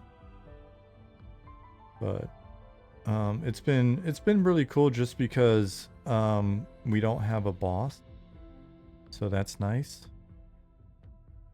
I mean, it may not feel that way for other people on the team because they may, like, you know, look at decisions that you know, Ollie, Nick, or I, you know, especially me, make from time to time, or when we push back on stuff. It's like, well, for them maybe it's not as fun because they do have somebody that pushes back, but I don't know. It's been really rad. Because I think about that not just well, hear me out. I've worked in leadership positions the bulk of my career, but I've always answered to either an executive producer, a studio head, a CEO, board of directors. There's always somebody above us. And with this project, I actually think it's rad because the team doesn't have a boss, beyond like me or whoever's responsible for making that decision, right? Like, you know, depending on what the topic is, it could be me, it could be Ollie, it could be Nick, it could be, I mean, honestly,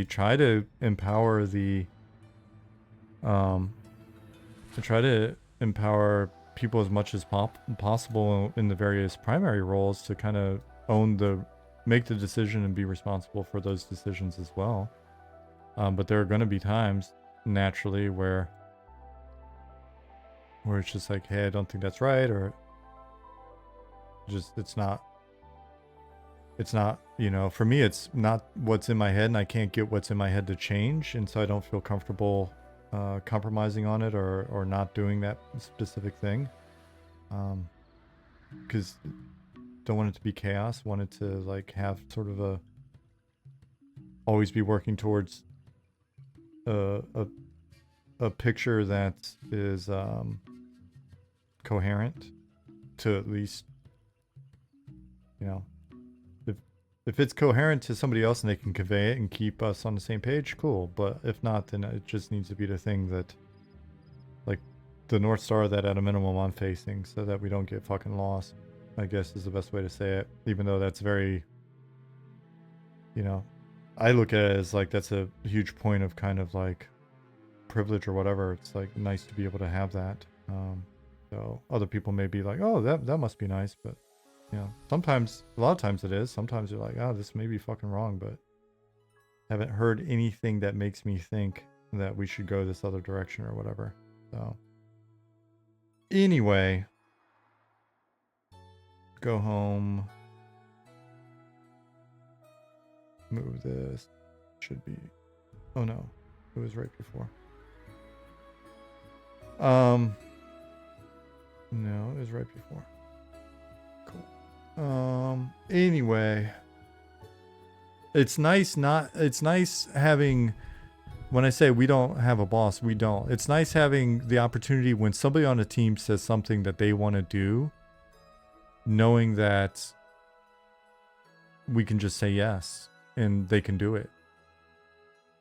And we don't have to go to, there's nobody above us that we have to check in with. There's no other department that we have to check in and get their opinion. Like, hey, marketing, is this good or whatever? It's just us. So that's really fucking enjoyable. 00. Yes, this is my primary job.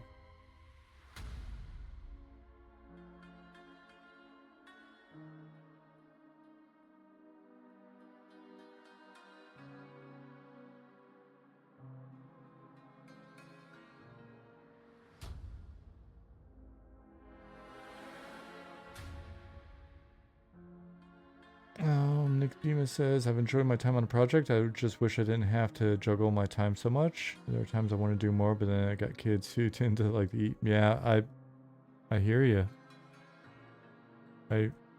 I understand and appreciate that. I mean, you guys are making big sacrifices.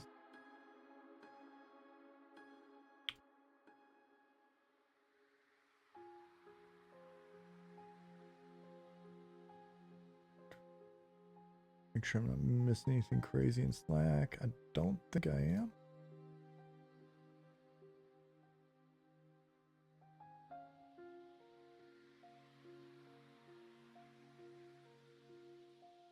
Just checking real quick.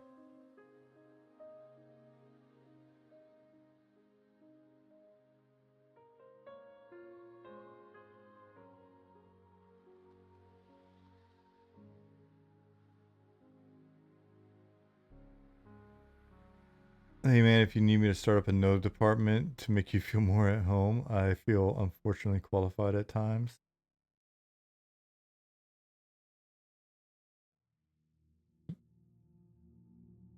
Yeah, it's challenging, right? I mean, Zukin, you know, it's that the hardest part about making games is not picking like, picking the theme, picking the target audience or any of that stuff.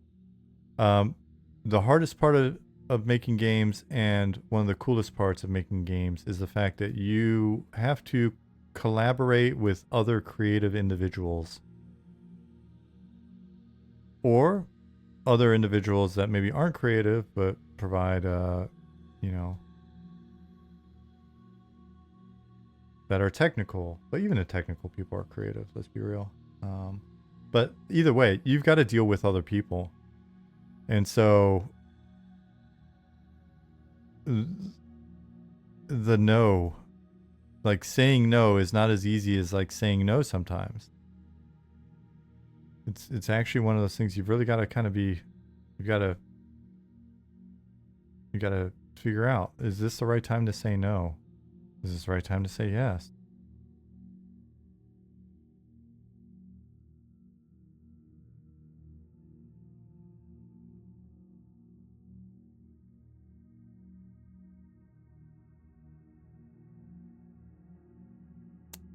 All right, I know what we're gonna put in here, but no spoilers, and then that will impact what goes in the cave.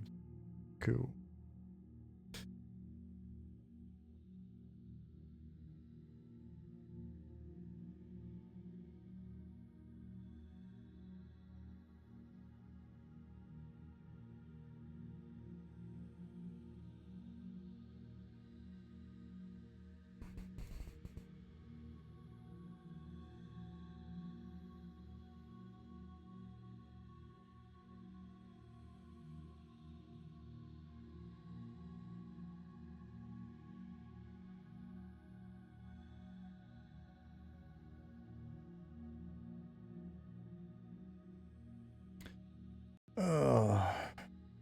Sorry, Bill, I didn't finish your statement earlier.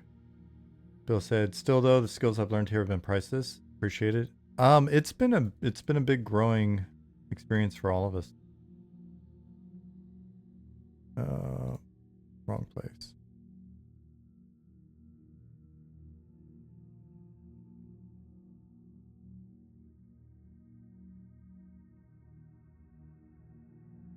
Oh, I'm already up here. I just haven't reloaded zone in a bit. I think that's what's going on. Let me do that real quick and see. And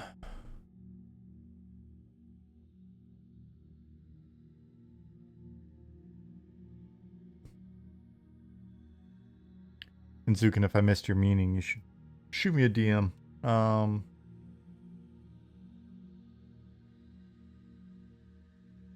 Nebuchadnezzar says, "I've been passively following for a bit, but diving into the interview VODs and getting on Quarm and P99 really brought 1999 back for me. It's been a long time since I've been excited about MMOs." That's always nice to hear.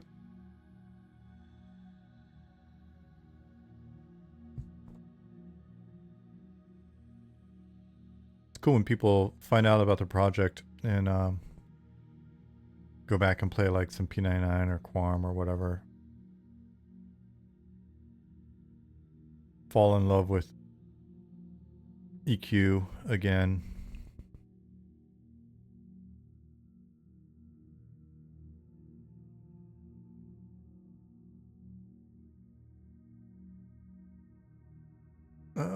Zero Zero said, "It's awesome each time I tune in to stream. It's looking so good." Oh man, I'm really excited for this year.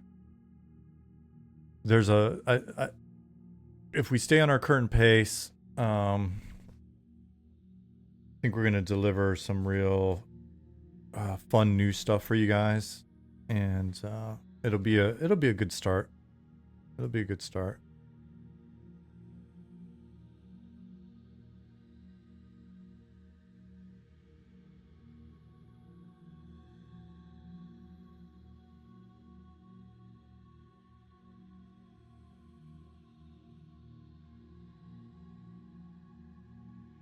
No real many, just self-deprecating joke.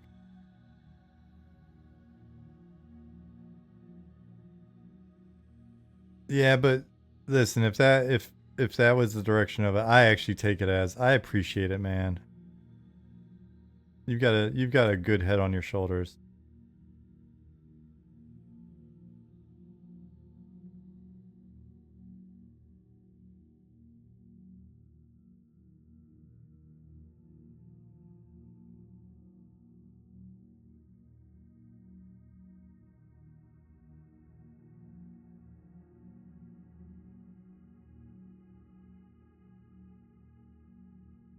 I think to me, especially with the stuff that like, so for example, because the other thing with our team is, our team, we've got a great team, but the vast majority of the team's not worked in commercial game development environments before.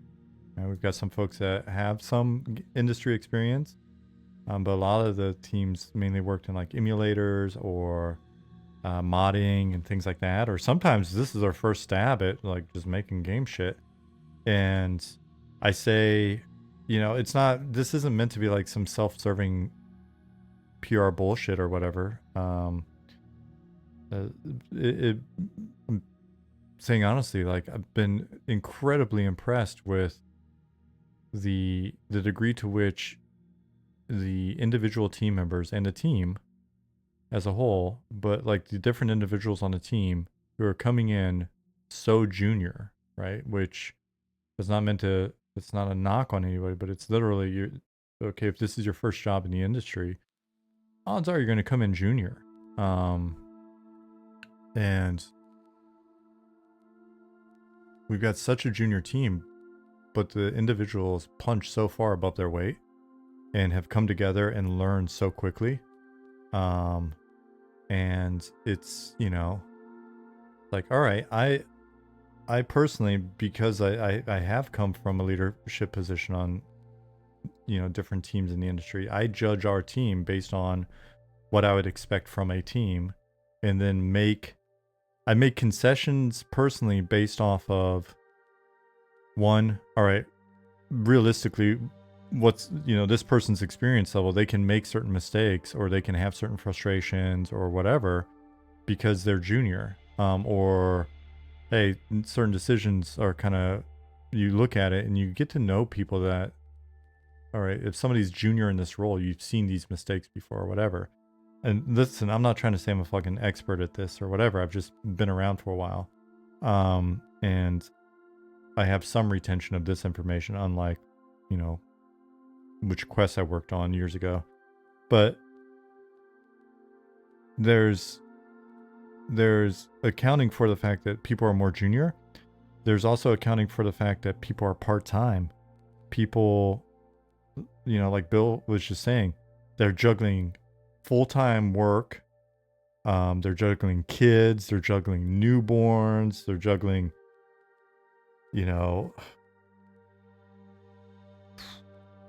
newborns and kids and more newborns. All sorts of stuff's going on. And really just scraping together the time they can to work on this project. And so we account for that. But generally speaking, maybe they're even juggling for a living. And so generally speaking, all right, so we assess that. And there is a reality to like, all right, if they don't have time to be on the team, that's something that when it comes up, we have that discussion with people and we're like, hey, it's looking like you don't have the time, or they come to us and go, hey, I don't have the time. And it's a bummer because if they're on the team, we like them and they have the capability, right? But we're just like, hey, if that situation occurs, then, it's a bummer. We love you. Come back if you have the time later, then, the door's open, that type of thing. So we have that conversation. But generally, we know that if you're on the team, then we've determined beforehand, as part of you getting on the team, that you have the time available. So it's not like we're operating in an environment where it's completely, we bring somebody on the team and we hope they can actually dedicate time to it. That's part of the, primary it's a big factor in whether or not we bring you on the team, and you know, we have that talk up front. So then basically looking at that, it's like, all right, we know that people don't have a ton of industry experience or any industry experience. We know that there will be some fluctuations in their availability, but they're generally available, but they're typically available for a fraction of what we would have a full-time person for on a regular team. And we build our schedule with that in mind, and we adjust constantly and tweak things and move stuff around. We don't have a lot of like project management overhead, but we do sort of always have a mental accounting of that. And then from there, we're judging people just like we would anybody else on any other team. And with that in mind, I got to say, I'm really just really impressed with our folks and what they can pull off. And so, taking this all the way back to where this originated, Zukin likes to be self-deprecating, but I tell you what, man, like Zukin is an easy guy to work with in a role where he's the primary on character. So on another team, that might be a character lead or whatever. These are primary on characters. Easy guy to work with. Genuinely good guy. Has a good gut on stuff. Though sometimes we have to override that gut because it's like, that is the common sense move, but we're not going to do a common sense move right now. And you know, like organized and all that other stuff. And I'm not just saying that to like make you blush or whatever, Zukin, or blow smoke up your ass, but like those are traits that you don't get with everybody that you work with, and you don't get with you know, every leader on a team. So you know, it's to me, I'm like, I'm amped when I work with people that have such good work ethic and such good dispositions and all that stuff. And that's just one of the things that we've been able to really, I think, select for on the team. And we've had a lot of luck, you know. So, but I'd say we've had a lot of luck. We've been blessed to have some great people want to be on the team, first and foremost. It's probably a byproduct of being, I guess, we're always out here so you can see what you're fucking dealing with. Like, trust me, if you want to be on our team, you got to deal with like people like me, right? And so I think we've been, because of the way that we're really doing open development. It's not, you know, not to pick on like, you know, Ashes of Creation or whatever. I hear open development in relation to that team, and I'm like, well, we're doing it a bit different. It's a different style. Like, we're very open, maybe too open sometimes. Maybe I should shut the trench coat every once in a while. But like, I think that's allowed us to find people that actually want to work with people like us. And then we've selected from those people that actually do work well with us, and we've done good selection on that front. And now we've got a team that I'm happy with. So, burps into the mic, drops random F-bombs, has a weird speaking style. Now I'm going to be self-deprecating. What the fuck am I doing? The active command? Yeah. What am I doing? Spends 3 hours placing 4 spawn points. Yeah, the game's shaping up, guys. I swear. Other people are doing a lot of work. Cool, we got this guy.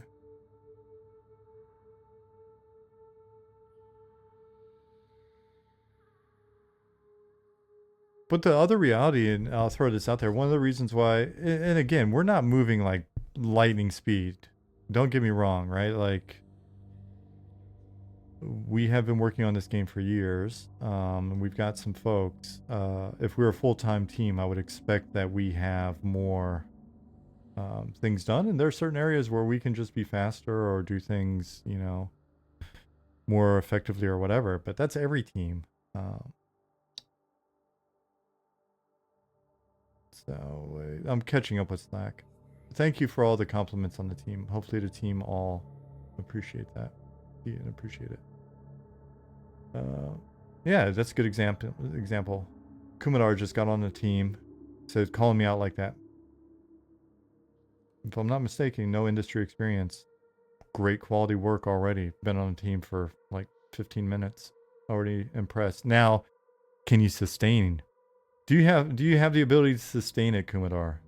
That'll be the interesting thing. That's what we're looking for. Some of the OGs on the team have been grinding for years now. Thanks, Quicksana. Dargus says, do you feel there have been any particular positives that have come out of having so many new to the industry faces and POVs on the team? I don't know if it's a byproduct of newness or whatever, and they don't have like training, they don't have any training scars or anything like that. Super easy to work with personalities, a shitload of passion. I think people in the industry can start to take for granted how cool it is to be able to make games for a living, because it is a job, and it becomes more and more of a job instead of like a passion thing. We eventually want this to be a job for everybody. And then hopefully that doesn't ruin things. We're not here to exploit people, but I've seen a lot of people drop into it's just a job mode. But I also think that's maybe a byproduct of working in companies where it winds up being a job. You don't have any say. You've got no autonomy. You don't like the projects you're working on. You don't believe in your leadership. You don't believe in your direction. So, yeah. Yeah, Zukin is very humble. He's the humblest.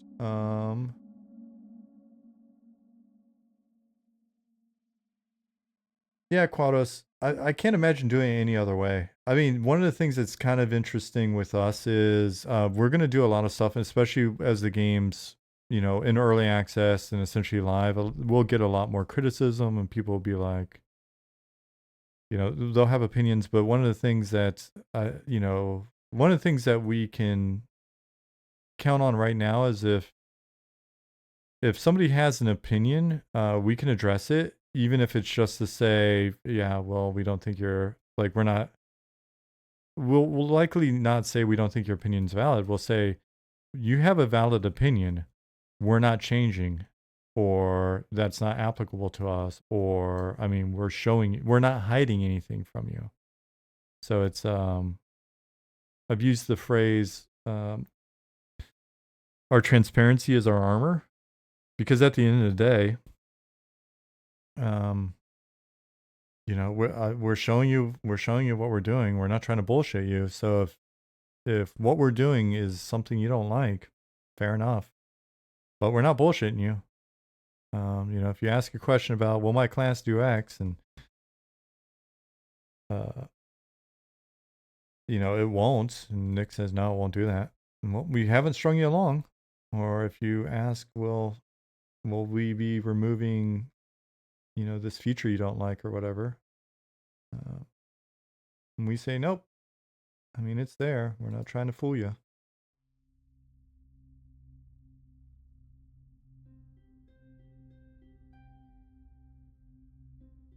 God, that's hilarious. All right, so let's see, what do we have in here?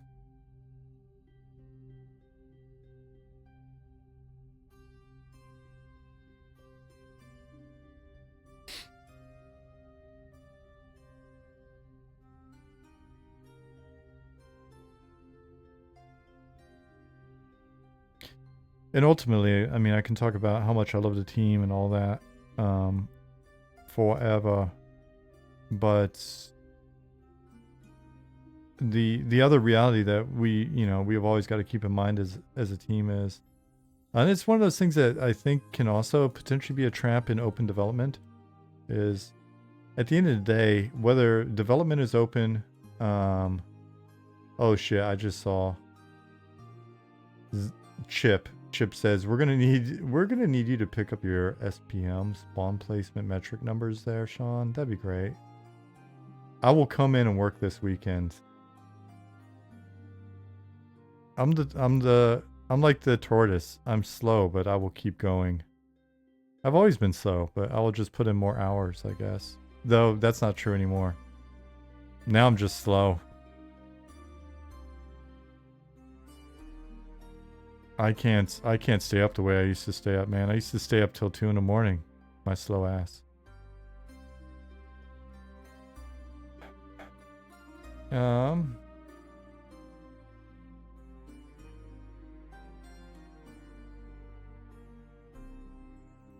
Monkey Pit, do you want to see my O face? We've definitely had some streams where like 2 mobs get placed in 3 hours. Yeah, it's that's when I write it off as like that stream was all about connecting with the community, not getting work done. No, you don't believe it? Actually, let's just save this guy as is. I feel attacked.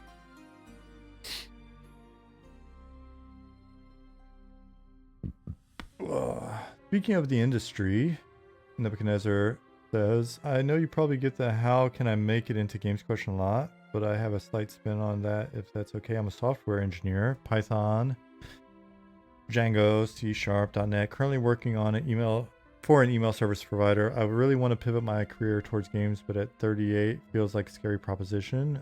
Do you think it's as simple as putting the software as a service resume out there and applying for stuff? I don't honestly know. That's one for like our tech folks, and if you're not in our Discord, you should hop in our Discord because our team is in there and they do answer questions and have conversations a lot.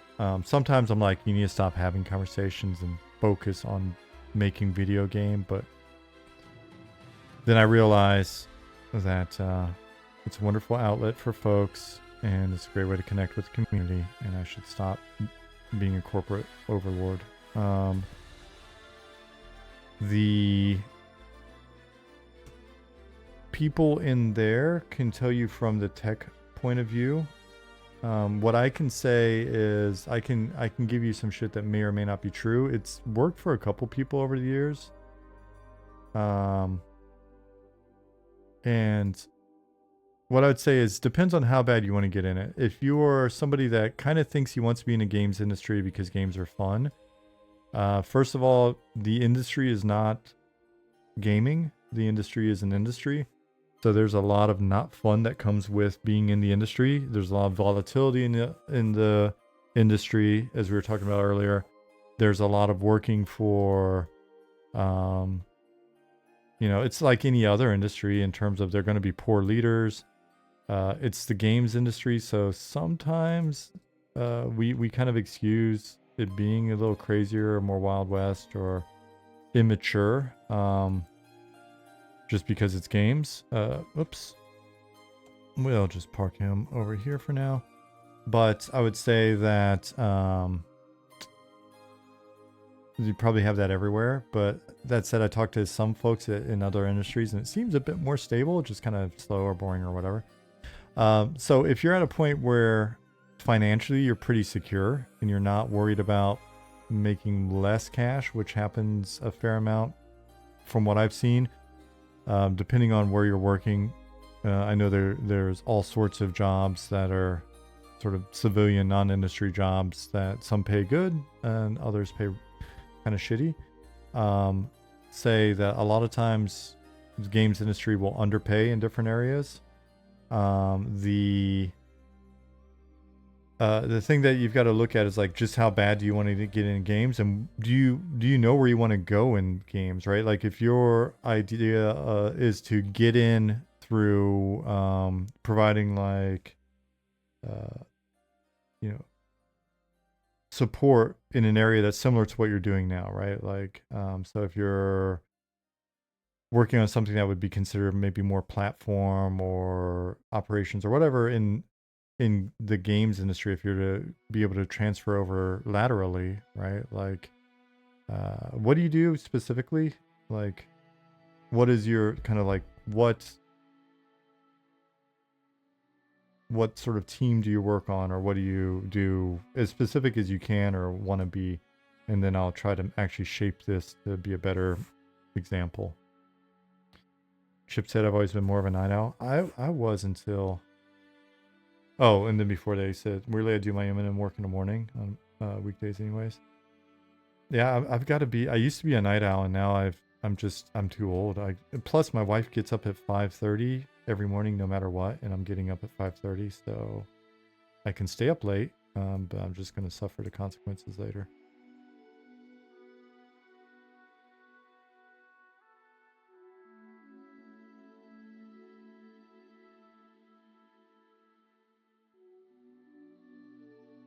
I'll continue this when Nebuchadnezzar responds, if he responds.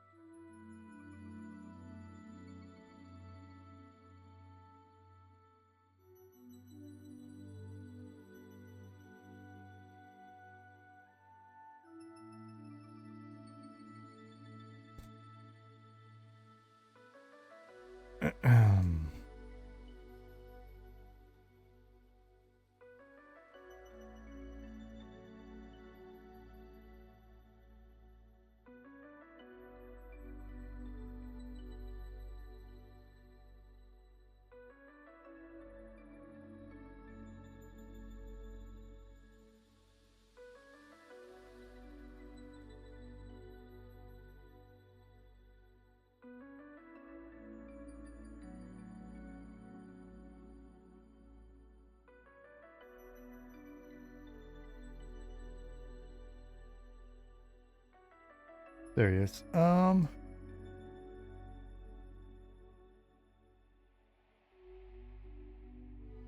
My title is implementation engineer, but I work for an arm of the company that's considered professional services. So I do a lot.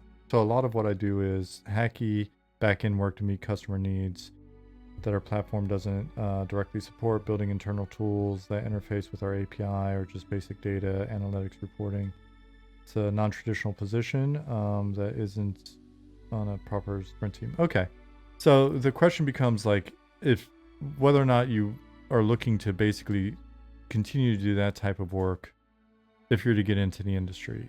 And it could be that you're like, no, once I get into the industry, I want to, my dream has always been to dance, right? So like maybe you want to be an artist or a game designer, or you want to do something else. You want to work on a gameplay code or something different, right? Then again, you've got the biggest part of the career transition is really going to be like, can you do it? Right? I packed all my shit, took out a loan, and sort of took a giant leap of faith, and I would have taken any job they would have given me in a company to get my foot in the door, including like be janitor, when I got into the industry. So if you're in a position where you can actually make that change, that's the first thing. If you're not in that position, I don't recommend it at all. I would say if you're like financially, you can't really picture taking that risk, I'd say get your foot in the door by starting to make little games. Just make games. The engines are out there. You can learn everything that you need to learn on YouTube. There's just so much information. Start there, and then, maybe that'll scratch your creative game making itch. But if you're like, hey, I'm in a position where, I'm 38, but I'm in a position where I can take the risk and make a jump. Well, then the question is essentially like, the next one is, where do you want to head once you get into the industry? And from there, you can guide it a little bit better, right? And look at, all right, so what's the best way to get your foot in the door? I tend to think, unless you just want to go all the way down to the bottom like I did and get into customer service or QA or whatever, and that's how you're going to get your foot in the door, I would say that, if you're looking to just see what it looks like inside a game company, then you want to look for something that really translates as directly from what you're doing as possible. And so I would recommend, the other thing you need to look at is like, what kind of company you want to be in. Do you have a company that's like your dream company?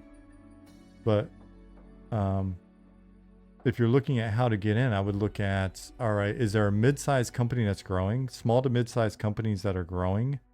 Oftentimes, and I don't know about right now because we're in one of those slumps where there's shitloads of layoffs. So there's probably, they're kind of a buyer's market for the company because there's a lot of talent that's been cut. But what I'd recommend to people that are coming from a place where you've done the kind of work that you're doing is look to see if there's a company that's growing and they need You know, they're looking for people to help with platform.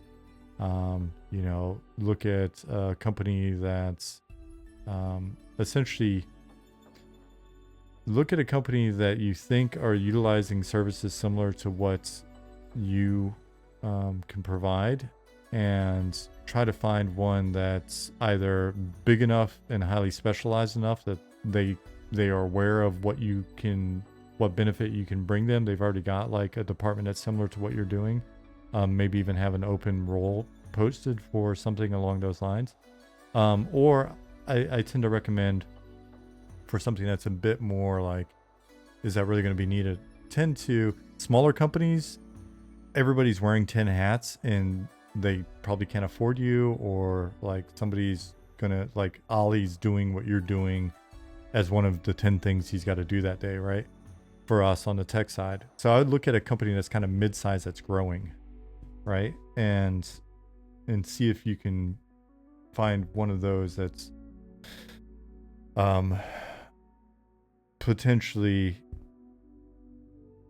looking for a role that allows for lateral transition. But at the end of the day, I mean, the recommendations. Yeah, so Dargis says that kind of work definitely exists on centralized tech teams for larger publishers. Yeah. So you'd likely have a direct path in the industry. Question would be, do you want to continue that kind of work just for a game company, or do you want to do something different as well? Yeah, so that's kind of what I've been babbling about. And then the reason why I recommend like mid-size, so like 50 to 80 person companies that have maybe had a hit and they're expanding, is that they are the ones that are starting to realize that they need to centralize tech, that they're going to have shared services between teams if they got more than one team spinning up, things of that nature. And so then it's essentially you're getting into the young baby version of one of those bigger companies that is already kind of figured it out and centralized certain things and is providing certain services within their organization. So I'm going to catch up now. Callum said, as someone coming from a non-game software position, just be aware that games-related programming is a completely different world. I feel like I'm in school again, relearning everything. But hopefully that's a good thing. You're having fun. You're learning stuff that you feel is valuable. The indie industry is not without strong personalities. It's not fun or rooting for the indie scene. Shonen Gaming says, what? We have no personalities on our team. Bill says, something that surprised me working on M&M. Not much conflict. Everyone pulls in the same direction. I was expecting more passionate disagreement. Honestly, from stories I've read on game development over the years. Yeah, like I said, we have a good team. And if people were like too passionate in the wrong way, then we would just kick them off the team. But I mean, we've got some passion, we got some disagreements, but we try to manage that well. Right? We try to help people learn how to work through those disagreements. That's part of our jobs as leaders. It's part of my job as a as a leader on the team. Help you guys learn how to not stab each other with forks and other pointy objects. I appreciate you taking time on this. Didn't mean to make it a conversation on this. Dude, for real, get in our Discord if you're not. If you ever have any like random question, or you want a little bit more info on this, or want to get pointed in, if you got a specific question, you want to get pointed in a certain direction or whatever, shoot me a DM. Make the offer to folks all the time. People have taken me up on it. I try to point them to people that actually know how to answer the question. I can only tell you the things that I think I know, and then go from there.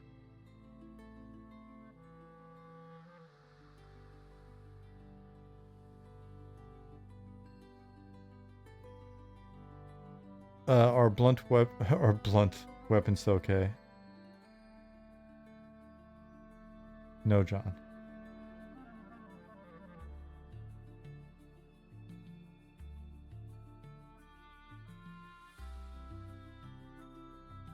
Hey, what's up, Brex? I missed what you said earlier. Yeah, a ton of layoffs in this industry, but there's a ton of layoffs in tech as well, right? So there's a ton of layoffs.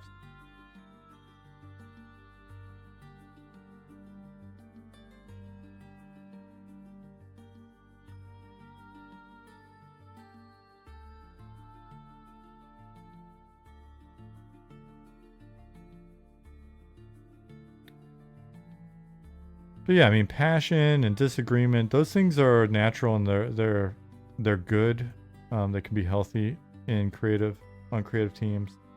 But you do have to watch them and just make sure they remain healthy and that you help people get them resolved. And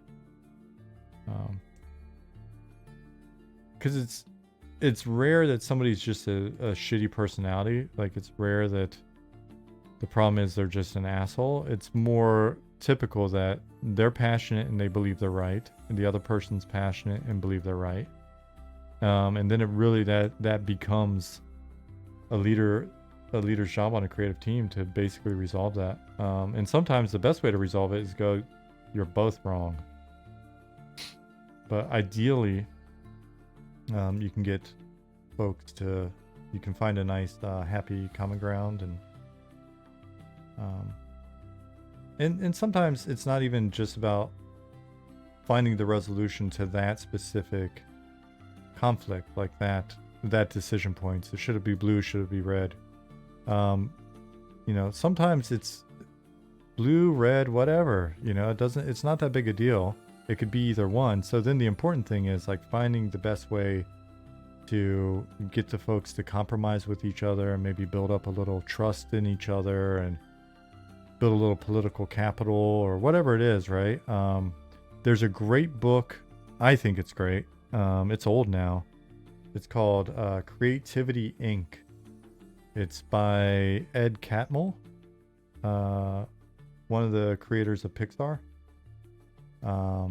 So it's Creativity Inc. I think it's got like a Buzz Lightyear on it. It's got some cool nerd history if you're into 3D graphics. It's got some cool nerd history in it in the beginning. Excuse me. And it's Ed Catmull did some really cool stuff that I wasn't aware of until I read it. But then really what he's the big sort of theme within the book is he was trying to figure out why creative teams that are successful over time kind of implode and how to avoid that. And a big part of what he believes is a factor and what he thinks he figured out there is a sense of like developing creative environments where there's a sense of safety, where people can disagree and like say pretty hard truths in a no bullshit way, and no one feels like, oh shit, like if you point this out, then that means I suck. Oh man, I'm gonna get kicked off the team, or I don't belong here, or what.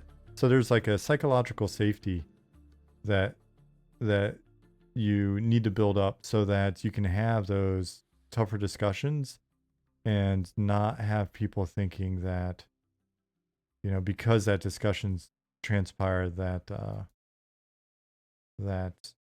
this somehow indicates that they suck or that they're at risk or whatever, right? Because sometimes it's just like it's subjective, and you kind of have to go with something, or sometimes you make a call and it's just wrong, and it's good to have an environment where people can point that out, and it's not like career-ending feeling.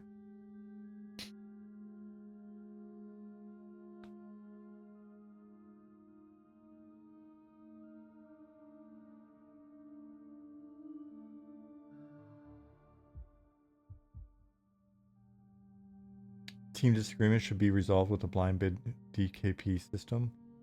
Oh man, but then Then we've got to track TKP. And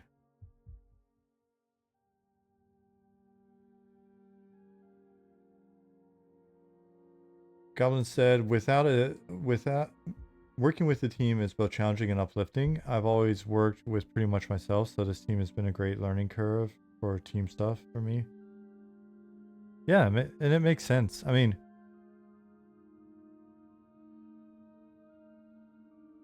it's just different, right? I mean,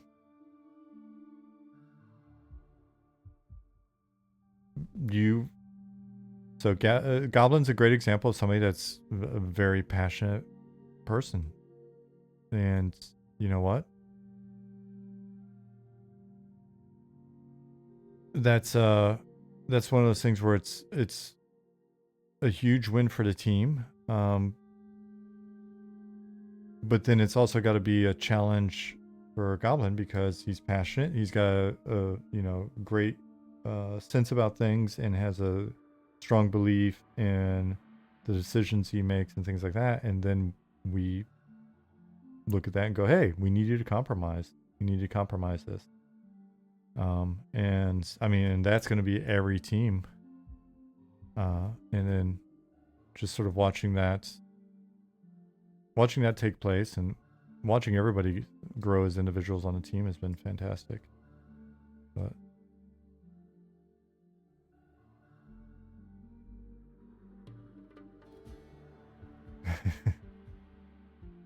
Goblin's like, I think so. I have this thing, and I think this thing is absolutely the thing. And it's like, Goblin, but no. What about this?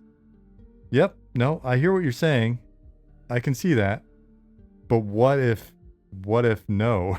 It's like, but Goblin, what if we did it this other way? Sure. Yeah, I can definitely see that. But what if we didn't do it the other way? Holy shit.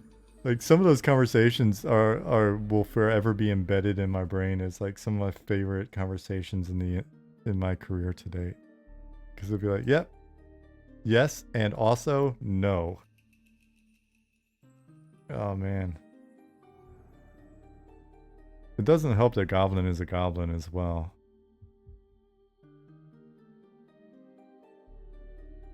Literally. Sometimes you just gotta let Goblin cook. For sure. Yeah, it's true. It's true. No, I mean, like I said, man, I love working with this team.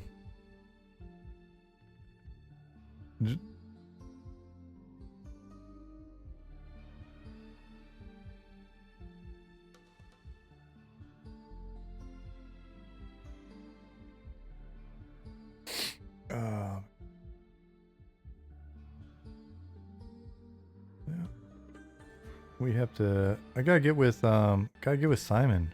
Simon, if you're out there, we got this area fixed. It's so close. Oh, you are right there. There's Simon right there. Goblin hazed me when I joined the team. Oh, I could imagine. It's a good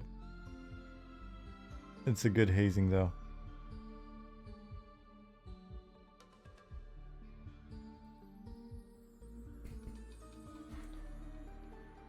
Simon, this is in progress, right? Goblin said, by the way, sorry everyone on the team for being hard to be. You're not hard to be around. That's why I say you're a goblin, dude.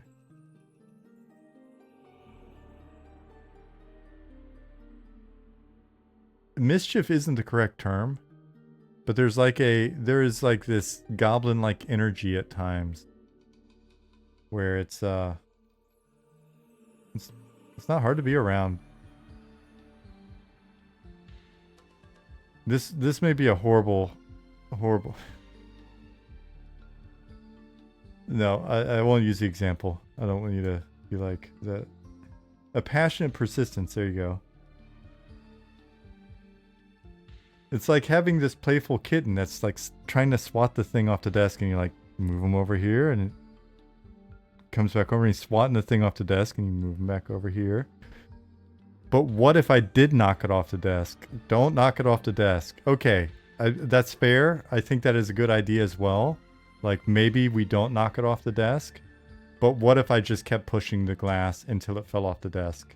I think this is the move this time. Pushing the glass of water off the desk. I think this is the right decision right now. Goblin, I don't think so. Okay, I hear you. I hear you. Maybe one... Okay, we won't do it this time. An hour later. So, I was pushing the glass of water off the desk. But what if it was? Yes.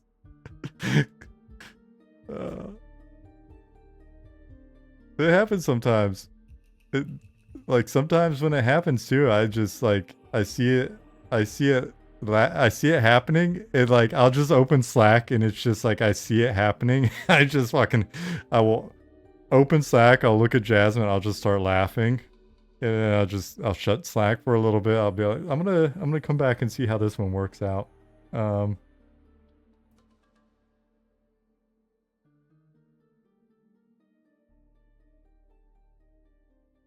I hear you, but what if I didn't? I love it. Yeah. And Simon Baloo is my name too. So yeah, you guys have been watching me put a grand total of 2 spawn points in here all night. Simon is the one that's built this area out. So Baloo in chat. And he's honestly...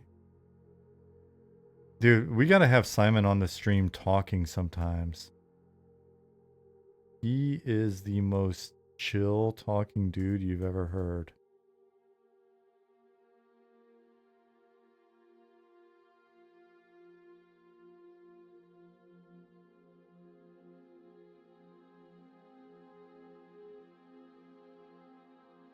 Simon could literally be chopping me up like a scene out of Scarface.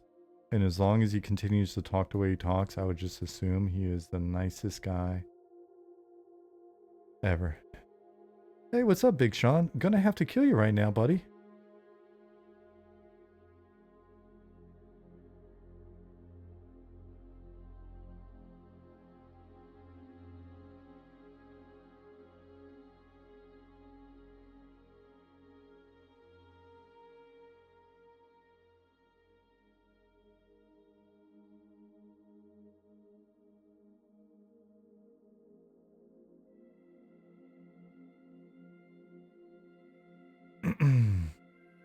Will mobs aggro area be a cone in front of them or radial area as with them as the center? We currently have both, and we've got different values for each.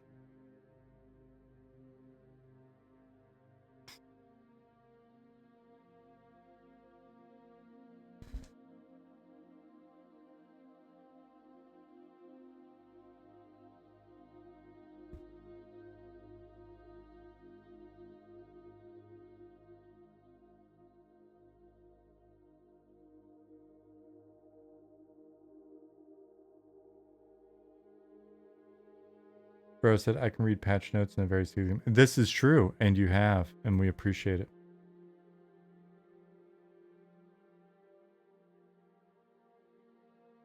Simon said, you guys, I didn't know this about myself. I don't know how you could not know it.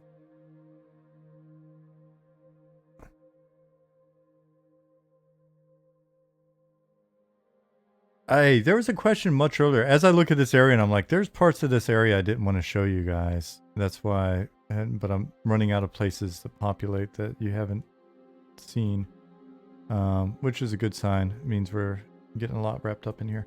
That made me think there's a question much earlier on. I didn't mean to ignore it, but I've just been very chatty tonight. Dargith or somebody asked about expeditions and whether or not we're going to be showing work on expeditions. Expeditions might be one of those things that we don't show on a stream.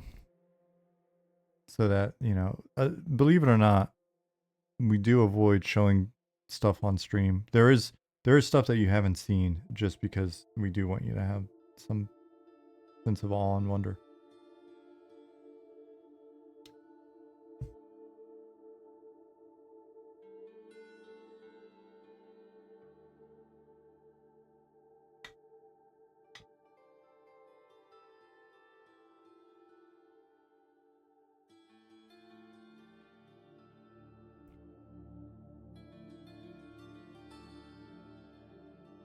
Oh, did you answer my question earlier, Simon? Did you hear it?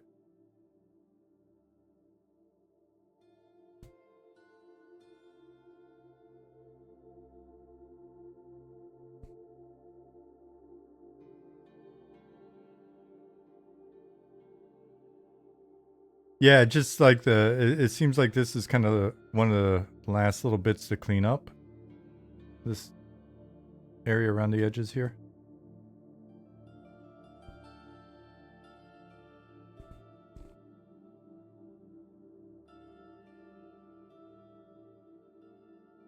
And one of the things I mentioned to Mike earlier, because we got into DM about something. He asked me about something or something. I don't know. I mentioned to Mike that because he was working on another area, and I happened to say that, hey, the terrain, because he's doing I think some terrain stuff. I told him, I was like, the terrain's kind of like we're hitting the high end of our fidelity mark where we don't want to get too different from, you know, what we're shooting for with some of the chunkiness and stuff in other zones. And I was like, hey, we're at a point where I think we could even maybe rein in the fidelity in some areas and have it still look really good and be consistent with what we have. So if that helps save them time, I was like, you know, if you want to rein it in a little bit and save yourself some time in the process, then please feel free to do that. And so you seem to get it. Sounds like we need another playtest to get a chance to have that on Wonder. I know, man. We want to do it. We're just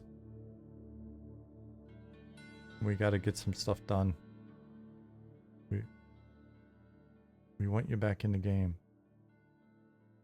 but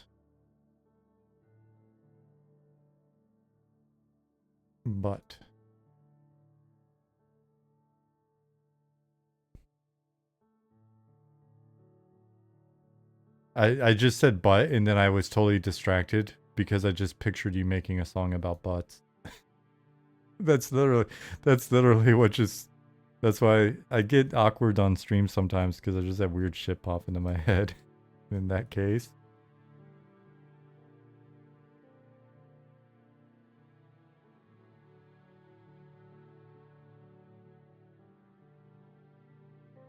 Because it's hard for me to picture you and not picture what's his face, Mark. That's the name of the dude, right? His first name's Mark. So then I picture you in a bathrobe with a keyboard making MMO related songs about butt.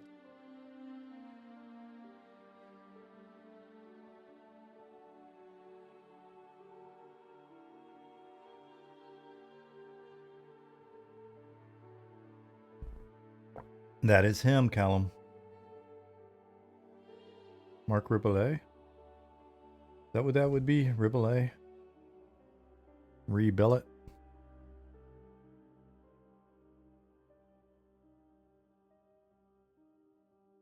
Hopefully that's okay. That I have that mental image.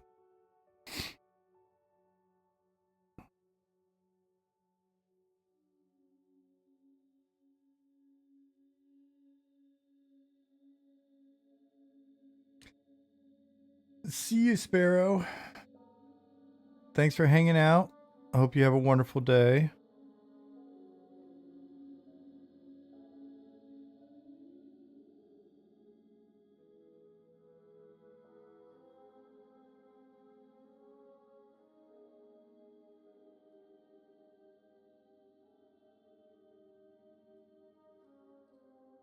Hey, what's up, Swanee?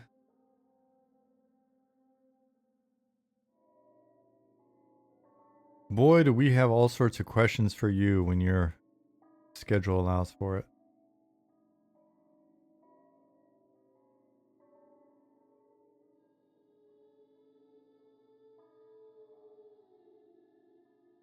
What's up, Adichie?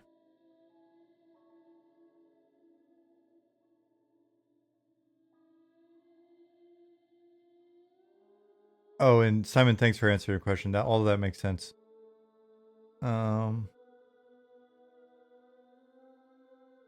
Yeah, don't worry. We understand. And there's no big rush on it, but you're definitely our guy to answer the questions. And so once your season calms down, even if that's after the first year or whatever, then we want to get with you on it stuff. But we definitely want to talk to you and get some ducks in a row. Robo Papa.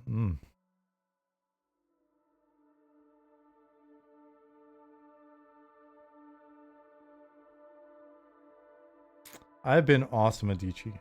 Did I already say that?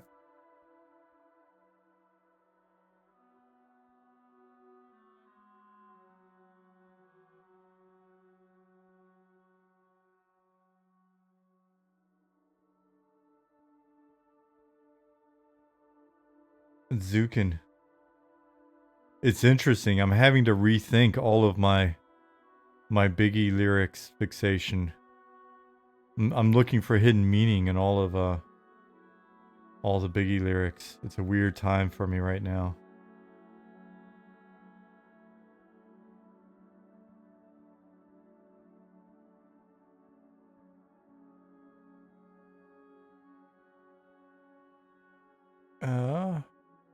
Rico Rush asks, P99 EverQuest player here. I tried last playtest of Eminem and it seems a lot harder than EQ. Any tone down plan, or is it going to be harder? I think that's kind of situational.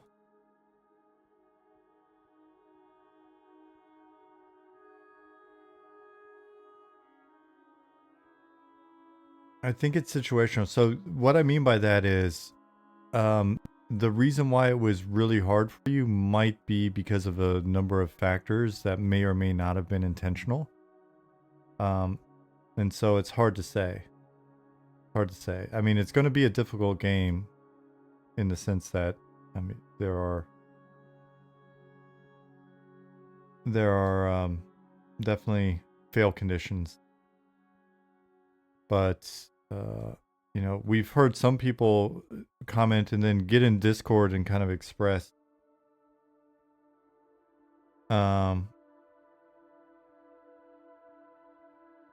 Callum, is the Microphone Murderer demo, is that the long ass freestyle that he did? Anyway, so to your actual question though, back to your question, Rico, it really is going to be like, was it hard because the class that you'd picked was in a certain state, or was it hard because of something that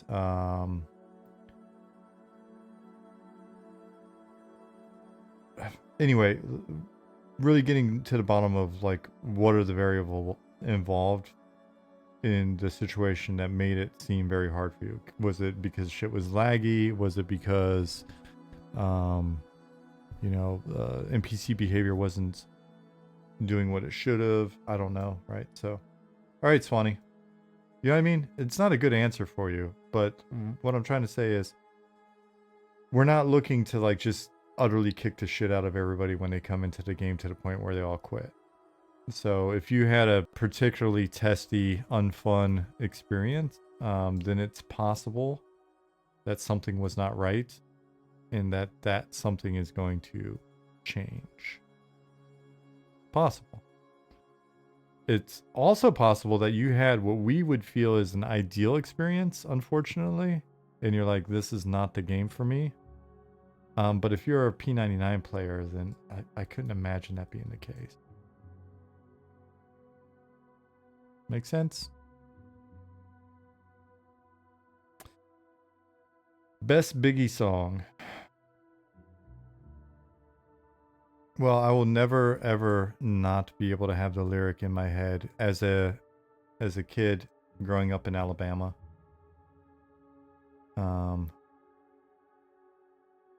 Super Nintendo, Sega Genesis. What's the next part? When we were flat broke. Yo, I couldn't picture this.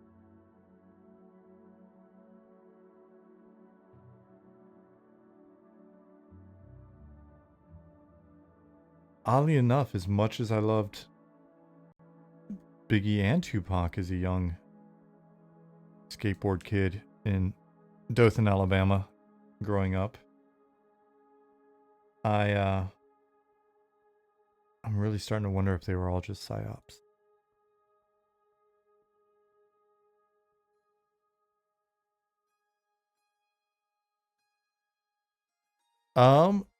Simon, I think we're gonna have a giant head clipping situation here. But let's see. Let's have a guy pass down here and see if he bangs his head. I have a fun Tupac story though. I mean, it's fun for me. I don't know that you guys will give a shit at all, but I have a Tupac story from being a little pain in the ass teenager in Alabama. But maybe I'll save it. I've done enough rambling tonight.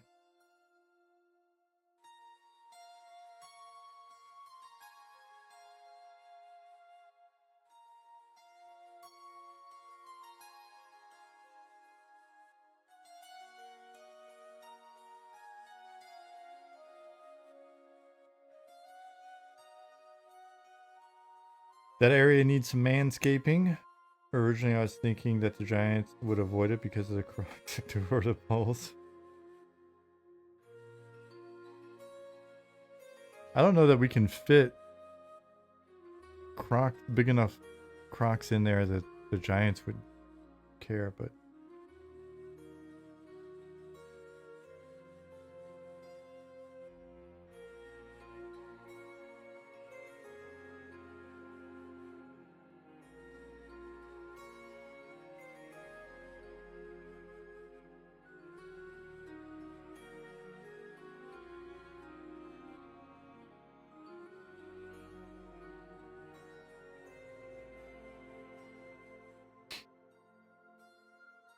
you guys talking about Tupac, how many of you saw Poetic Justice in the theater? Hmm? Shonem says, I crafted myself the entire first crafted set in the armor, in the mirror server, sorry, on Eminem. Didn't realize it would get wiped in the next test, but it didn't take me too long to do it. Explored all the way past Salt Fields. So to see the Salt Elementals and Giants. Yeah, and those zones will continue to be different each time we have a playtest. There'll be stuff added and changed in those zones. We've got stuff going on.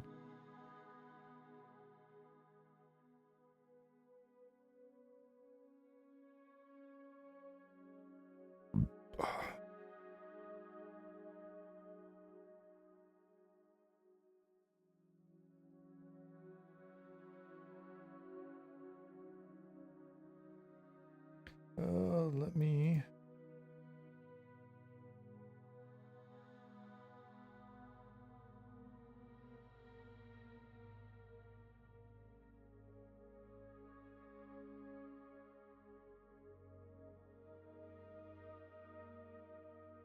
Let me make a note to myself so I don't forget.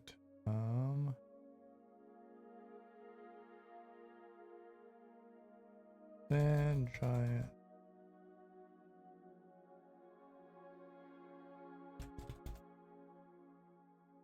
Cool. I would have forgotten that if I wasn't in here working earlier.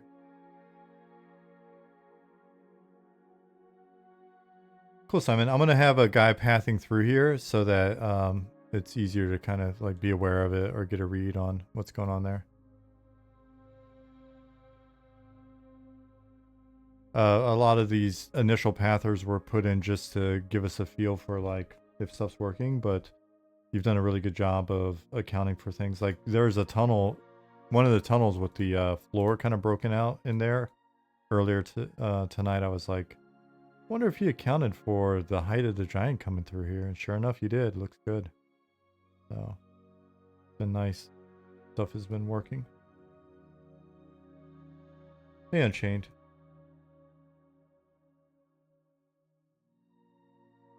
Shonem, glad you like those guys. Yeah, they don't have any crazy abilities or anything at the moment, the Salt Elementals, but we'll get some abilities on them.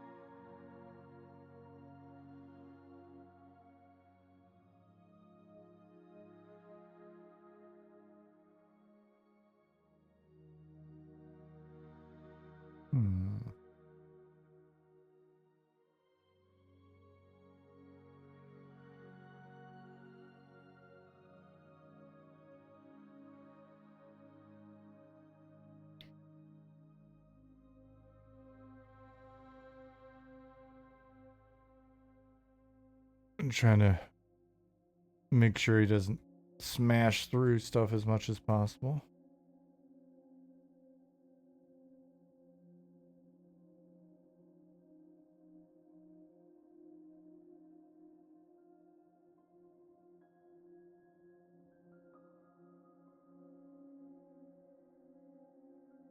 Yeah, these guys being sand giants and stuff made me think of back when we did Lost Dungeons. We had the sand elves of Takash. Like basically the story was that the sands eventually sort of like overtook the elven kingdom of Takashi's, and then we went really literal with the with it, made the sand elves like made of sand. It was, I mean, partially just because it was the easy way to get a quick mob made. It had to do a lot of that in EverQuest scheduling and development. It was like, can we just put a new texture on this guy real quick? Because then it would reuse the geo, the animals, and everything.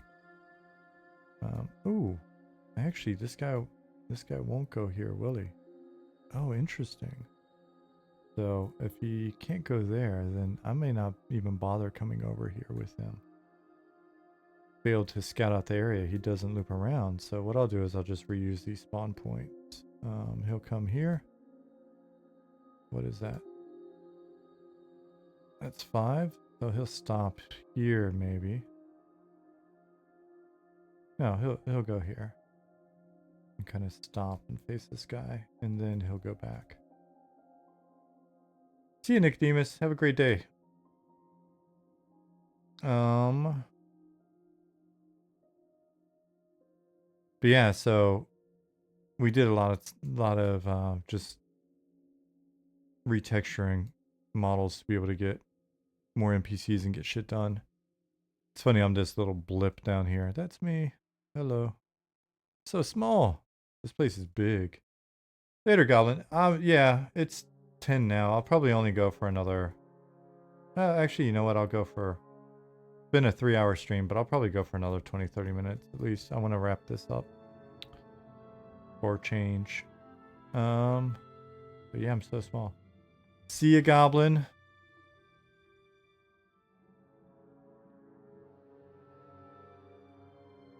So yeah, the whole Geomancer thing got me thinking.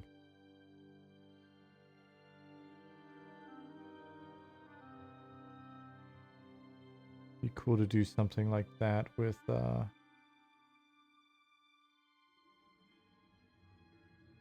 couple of these guys.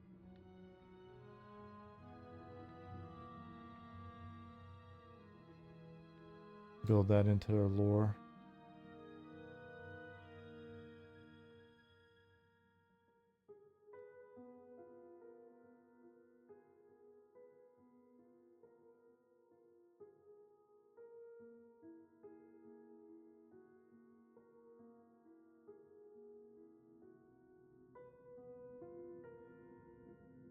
See ya, Unchained.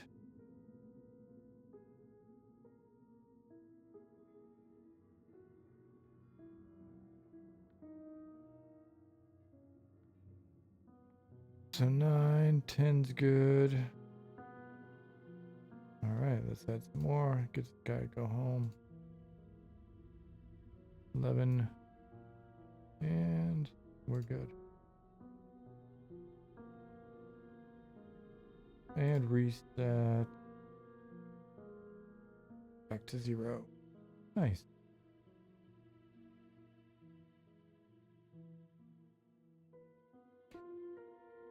So we got some guys.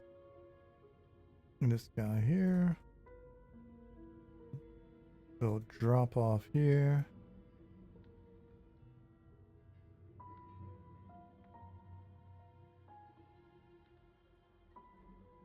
Maybe just have a couple guys chilling out around the pools here. And then maybe we'll swap that up with some different NPCs later. We'll get them in.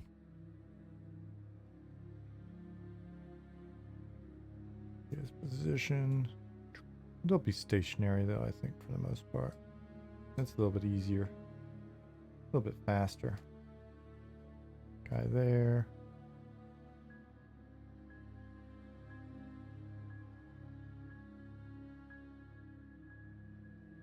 Guy here.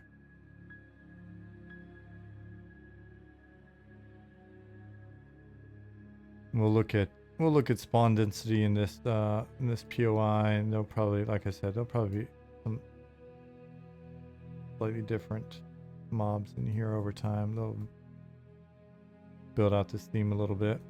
So then we got 1, 2, entry 3, entry 4.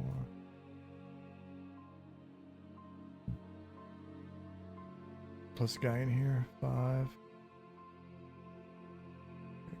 All right, it's not bad.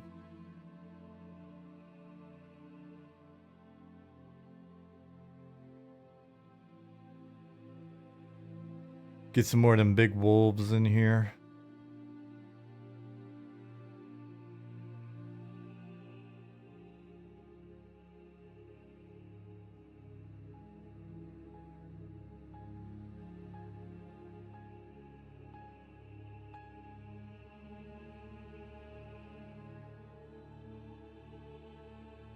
Oh, hey. Are you about to say something, or are you just responding to big wolves? Okay. What is your question?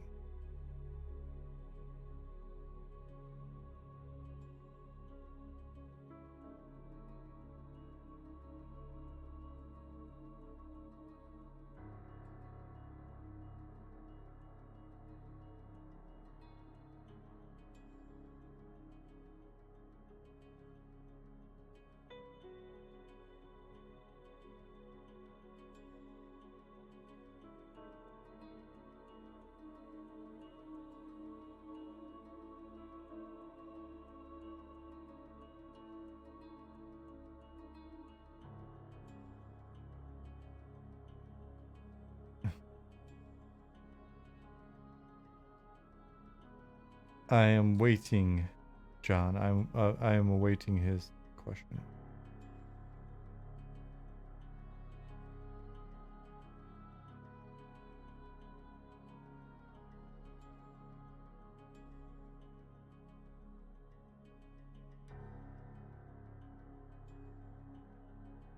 For alert names, would it be helpful to have more descriptive titles rather than generic Spider 1, 01, 02?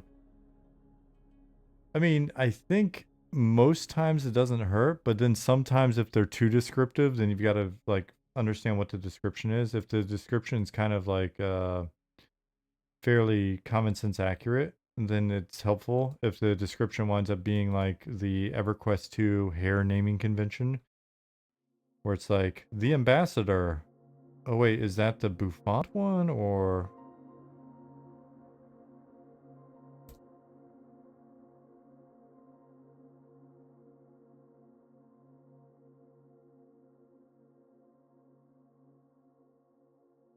Otherwise, the thing that's, I mean, with some of them, if we only have a couple spiders, then it's easy to, you know, it's not hard to kind of figure out what 1 and 2 is over time, kind of track them.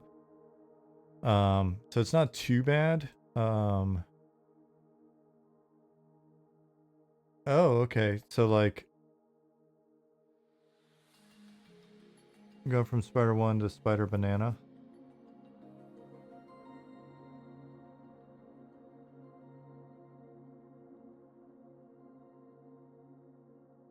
Maybe. That would be a good one to so you know it's the yellow. But we're setting that, right? We're setting that in a lerp, which is via some other, you know, we're just picking some colors or something, right? Which have a name associated with them. But I may be misunderstanding.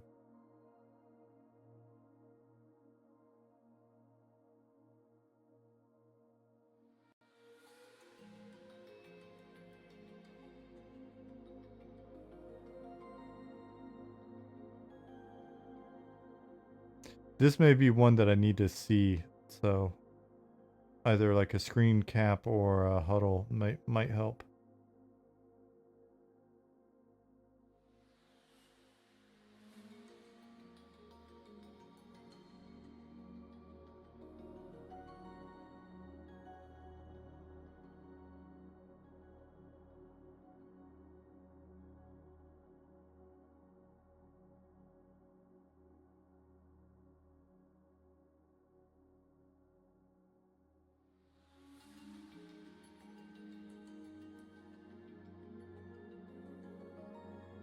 Right on. Yeah, I'll take a look. If I don't respond tonight before I go to bed, I'll take a look in the morning. It's funny when I get done streaming, you guys, I usually ramp up and I'm like, check the news real quick, make sure that nothing crazy is going on, and I run straight up to bed and crash out because I will have to get up tomorrow, probably 5:30. If I go to bed at 11. Well, I won't go to bed at 11. If I wrap up here at 11, I probably am in bed and trying to fall asleep by 11:30. So, yeah. About 6 hours. But that's what naps are for. Zukin says just a minor refinement to the naming, so it's easier on you guys, because it's easy for me to figure them out when I make them, but you guys are the ones using them with less context. Okay. Yeah, it makes sense.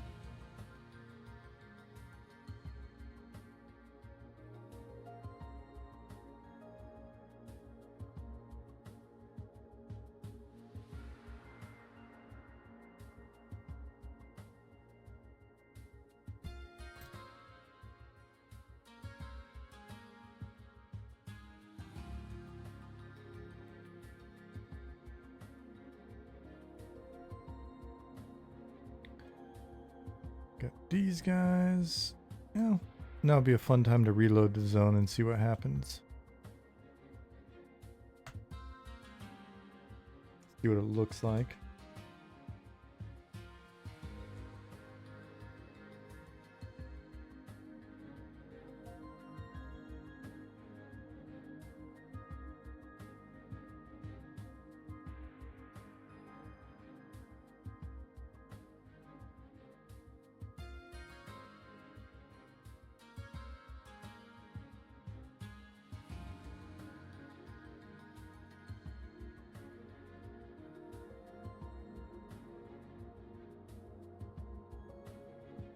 Yeah, it's the guy here.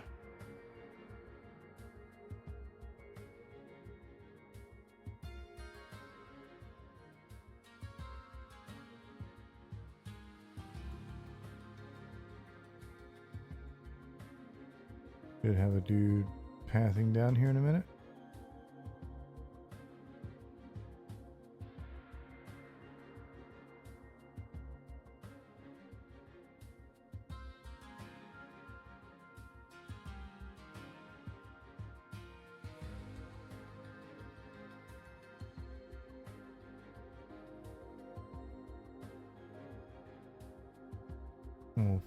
We'll watch him. I'll take the speed gem off so I'm not as twitchy. Watch him path and see if he runs into any issues.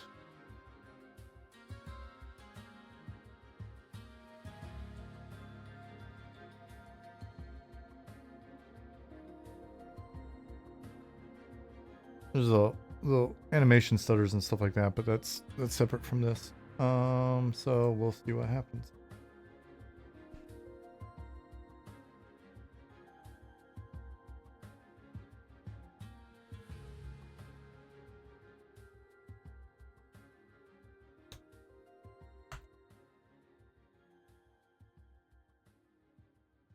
Cast. Oops, my keyboard changed. Cast speed.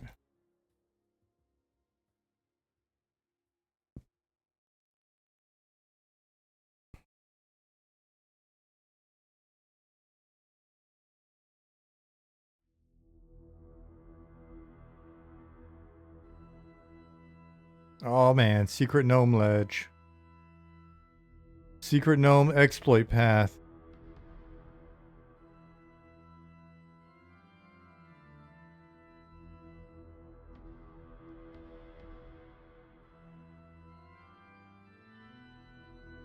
He won't be able to reach me up here.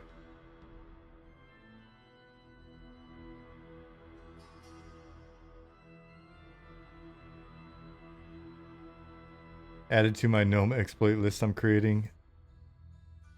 Good job.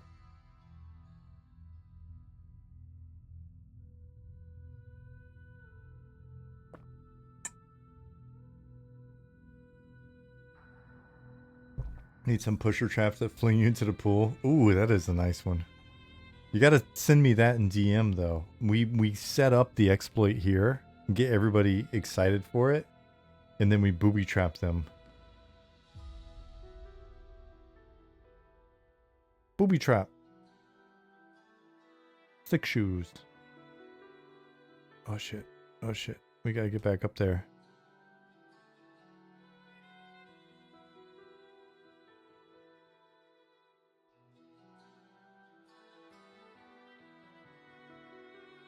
Okay, we're gonna see if an ogre can come up here. Gas. Agra. Illusion. Boom, I'm giant. Yeah, he's got it. Oh, plus you can walk up here on this angle. Yeah, we're good. Mostly.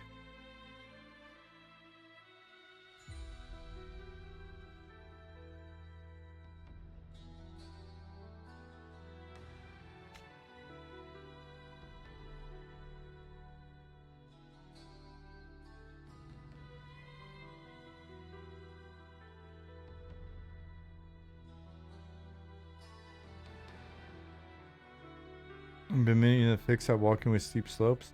I mean, some of it's intentional though, right? A little bit. A little forgiveness.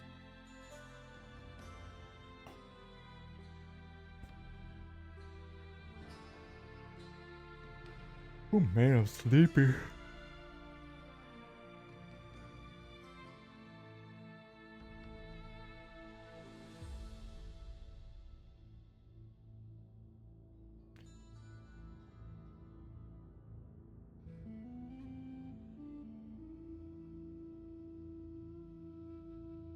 Oh, right on, Chip.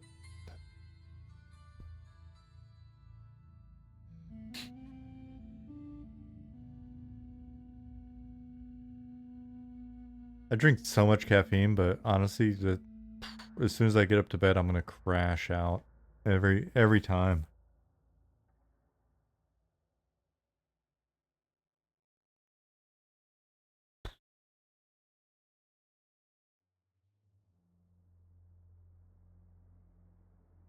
Ooh.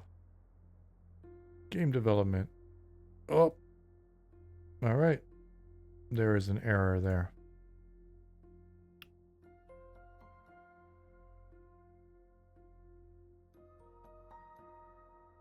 So at 0.6, is there no pause? He has got no pause. This dude's got no chill.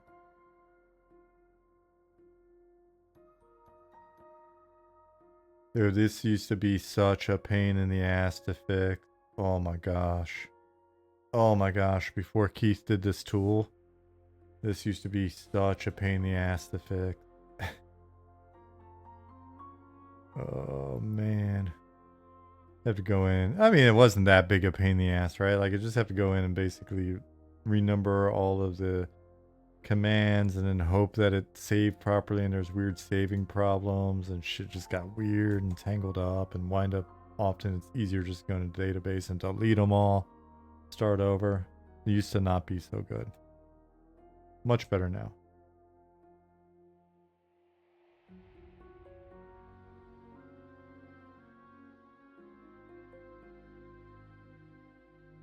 All right, so that should fix that.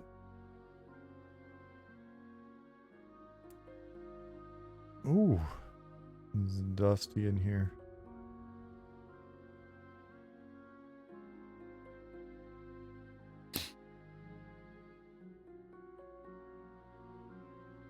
Y'all need some doors, man. Dust blowing in.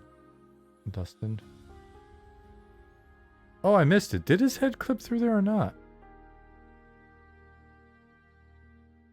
I actually... Let me reload. And we'll come back here when this guy starts moving. We'll see if he... I didn't even see it. Did you see his head clip through here? It may not have.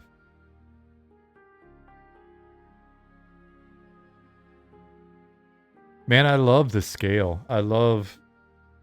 You were saying it earlier. It's cool seeing how big the steps are to a little known body. Love different scaled stuff, man. That's so fun. It's a fun area just because it's big.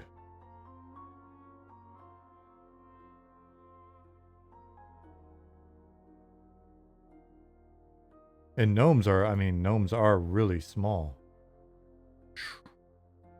But Simon did a good job of setting it up so that there are different paths, right? So that you don't have to like jump every one of these. He's got this sand here, so it helps a little bit. Ledges and stuff. What's up, Death by Gnomes?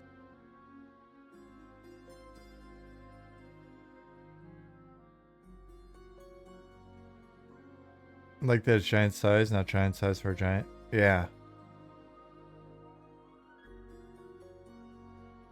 But then when players are up there, the verticality and stuff, because it is giant sized, it's gonna be really fun.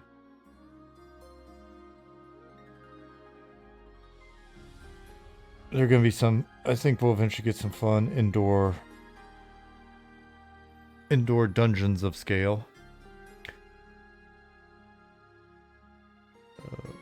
Okay, it's late. Oh my gosh, that one spider thing we talked about in the past is gonna be fun. I'm not gonna say anything else beyond that.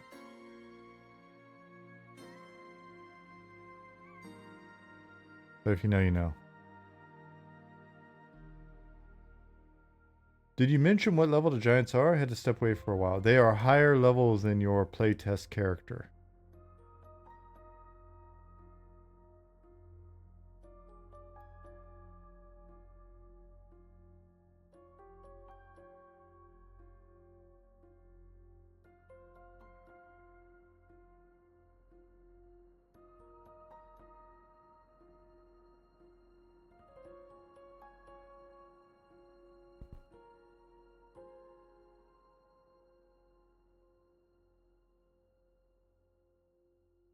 I'm sorry, you shoes.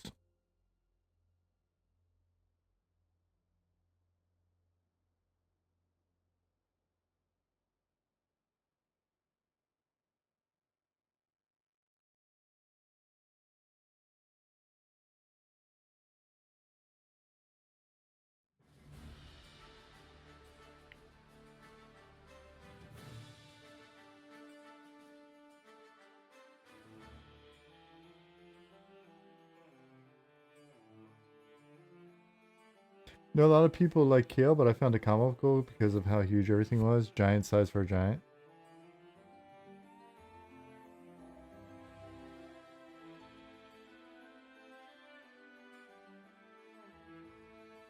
Yeah, I guess I could see that. I mean, weren't a lot of things just kind of bigger in general once we hit Velius? I think we continued that trend for quite a while as well. This is a great place to farm for the sand giant toenail plate armor set. Oh, wow.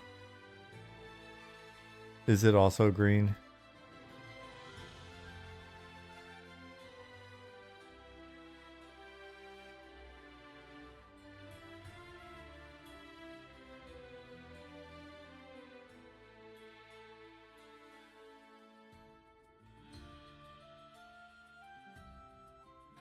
The sand giants clip their nails at the work desk. I swear I worked with somebody. Like, maybe it's from a movie or something. You guys will be like, no, that was actually from a movie. But I swear I worked with somebody that said that somebody got laid off at one point, and when they looked in the person's desk drawer, it was just like a thick layer of nail clippings.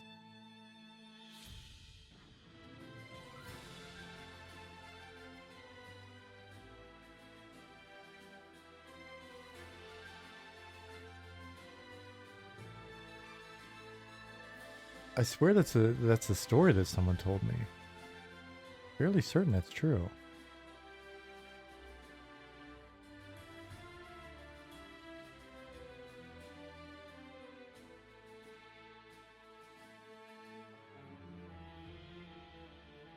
I wish I was a more diligent note taker my whole life. I wish I was kind of a John Stats type person where I was just like, from the moment I got into the games industry, I just started taking notes. There's so much wild and weird shit you guys wouldn't believe.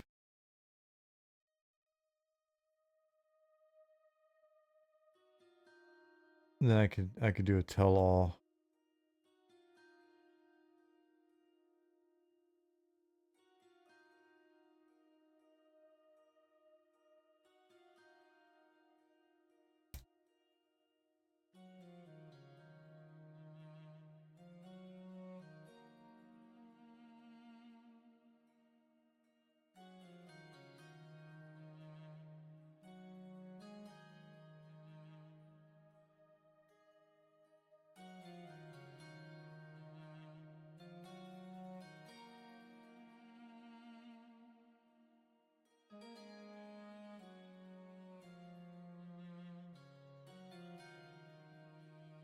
I forget that I'm streaming most of the times. Like I know I'm streaming because I'm talking to you guys, but it's kind of like I always feel like it's a lot of the, same folks. We're just hanging out. I know you guys.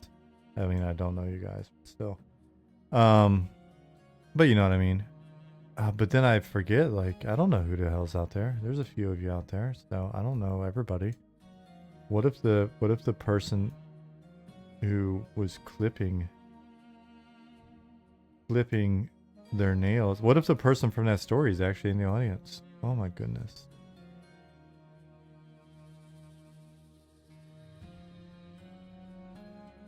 I appreciate you listening.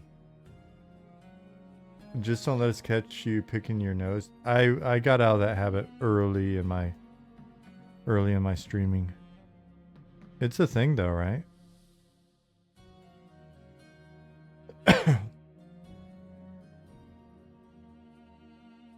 I mean, it's like pooping. We all do it.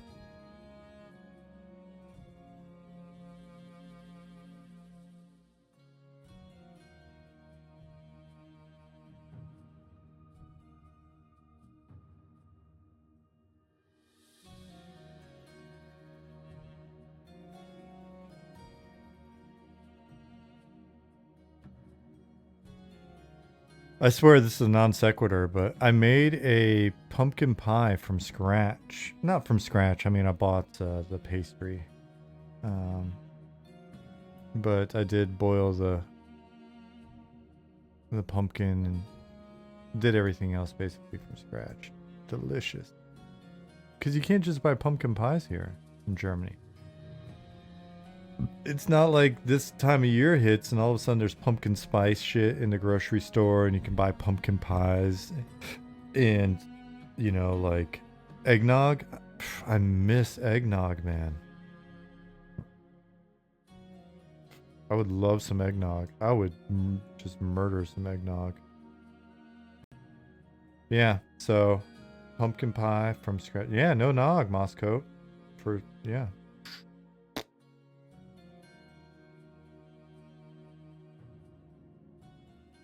After watching John Oliver, I'll never think of pumpkin spice the same again. I'm not gonna watch it then. I don't want it to be ruined for me.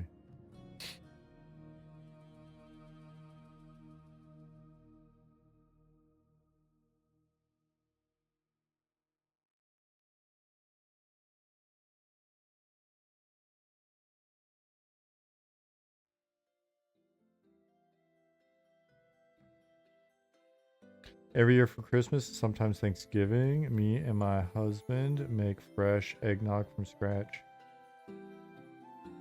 Man, that sounds delicious.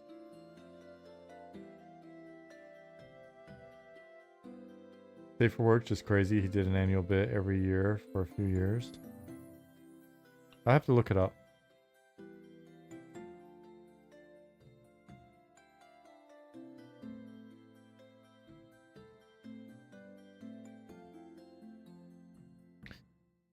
You know what? These guys are going to be extra spicy. Speaking of pumpkin spice.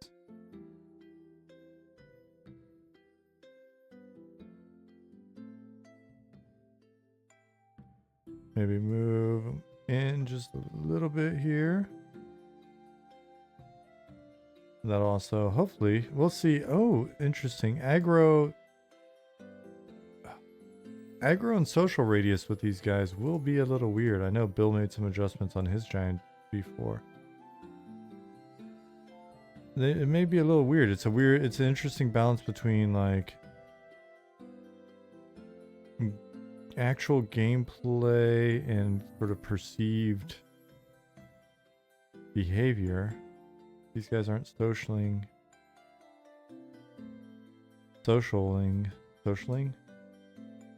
We'll just assume that's a development term.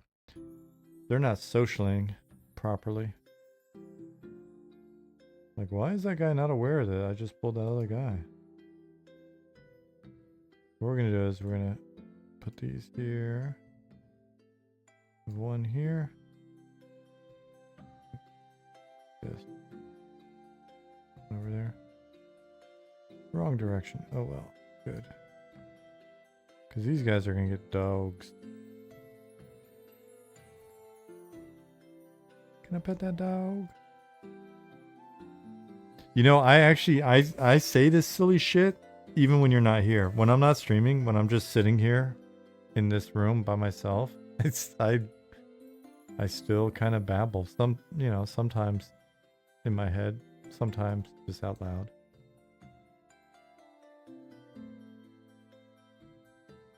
But it's not like I'm trying to, I'm trying to intentionally dad joke for you guys or whatever. It's just, I just talk and I talk and I talk.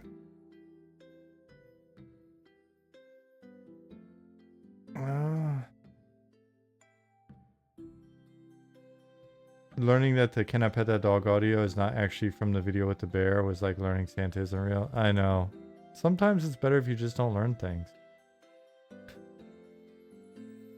Ignorance truly is bliss.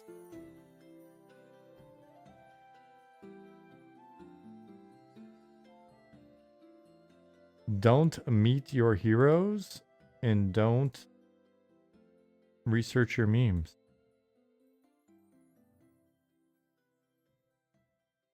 So Jasmine never knows if you're streaming or not? Exactly. That's how I keep her on her toes.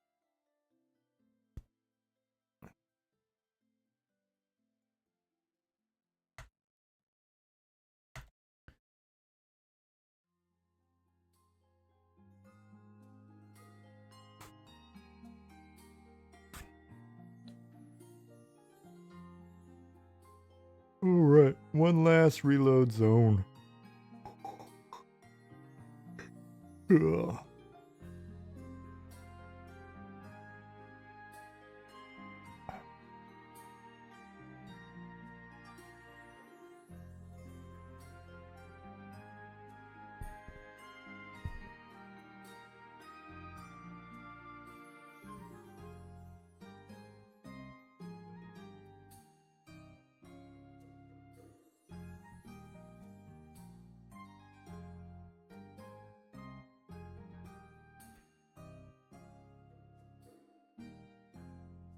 Cool. Yeah, that'll be fun.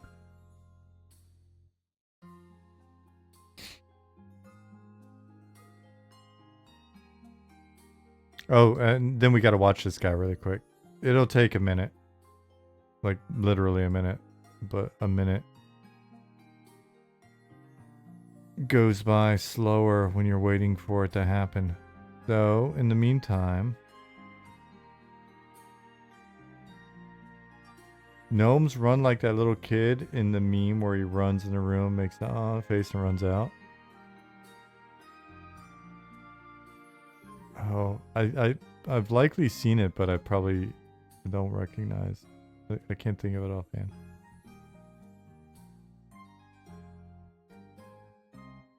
Well, that guy's not doing what he's supposed to do either. Let me go check on him. What you doing, fool? Hey, fool.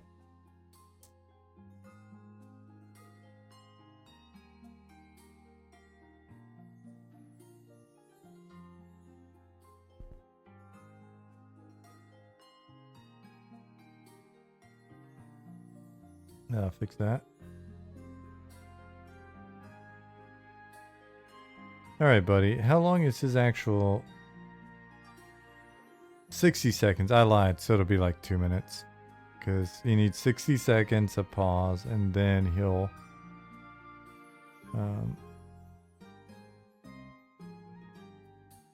and then he'll start his walk.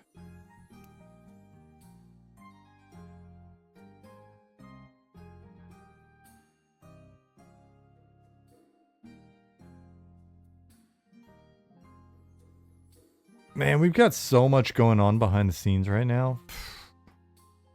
It's only going to pick up as we go into next year. Man. I'm excited for you guys to see it.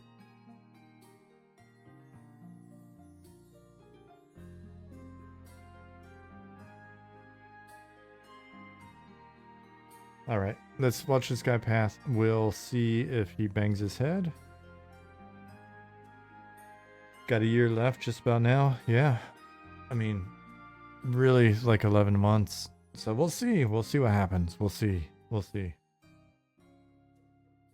We'll see. If we, you know, if we find that next year the schedule gets out of hand or whatever, then we'll do what we got to do. I think as long as people have playtests, they're going to be excited. So, but I'm optimistic.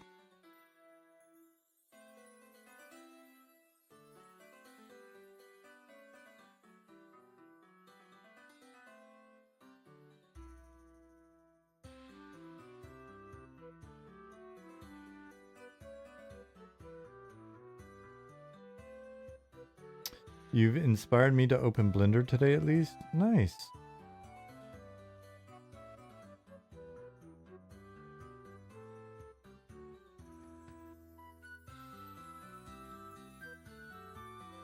You're gonna fly me over some eggnog and pumpkin spice to be an intern? If I pay for the ticket. Oh, okay. Yeah. That's tempting.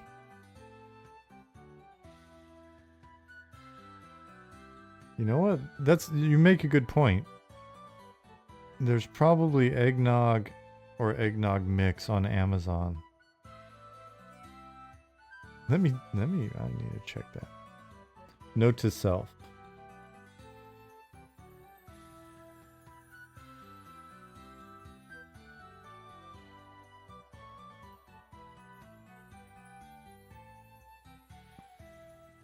$60 seconds sure is a long ass time when you're waiting on somebody to do something.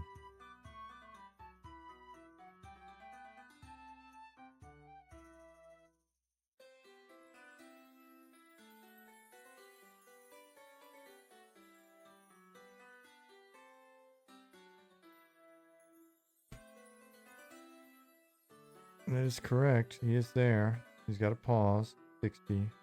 And a go to. We've seen him move before. It's not a bug. Or maybe it's a bug. It's a bug, it's a new bug.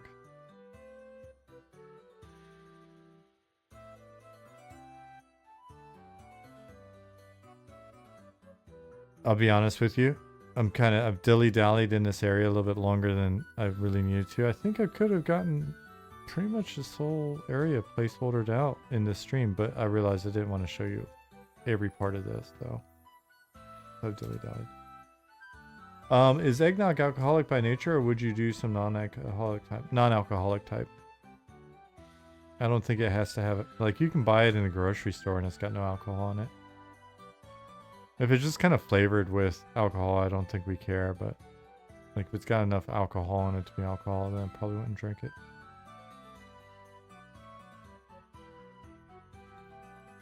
Well, yeah, where are we at? Like, when did we stop drinking? I think it was August? So, September, October, November. Like 15 months ago. Kind of flown by.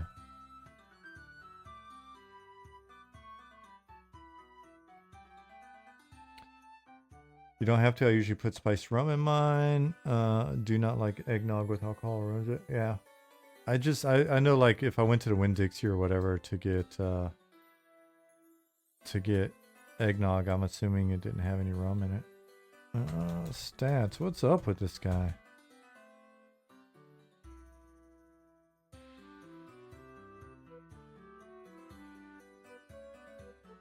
Do a command, yo.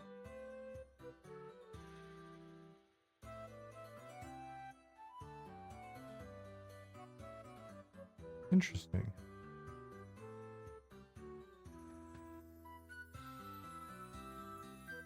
Did something not save properly? Let's see. Where are we at now?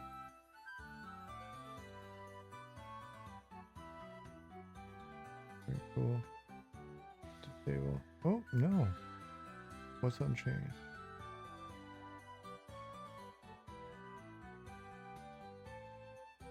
So disable. Enable. Check the scene view. Stab that jam right between the toes. Oh no, that'd be mean. I'm gonna leave that sort of thing for you guys to do. Alright. Here, let's see if his commands are hunky-dory.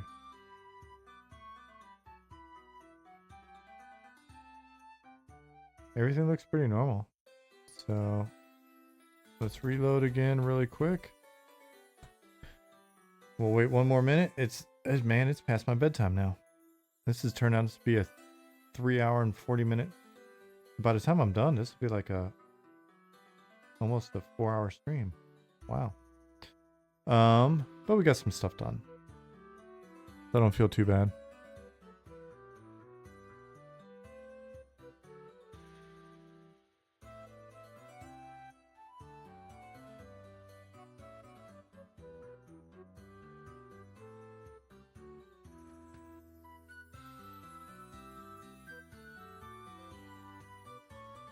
So, let's see.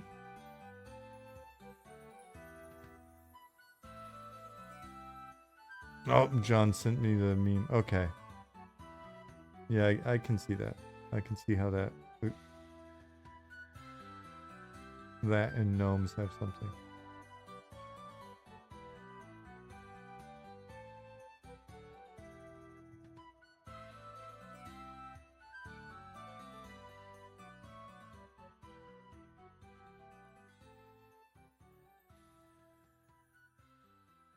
All right.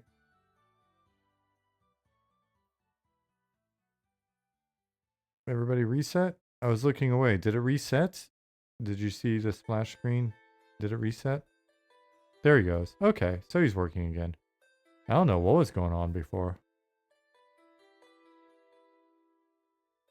Freaking gremlins.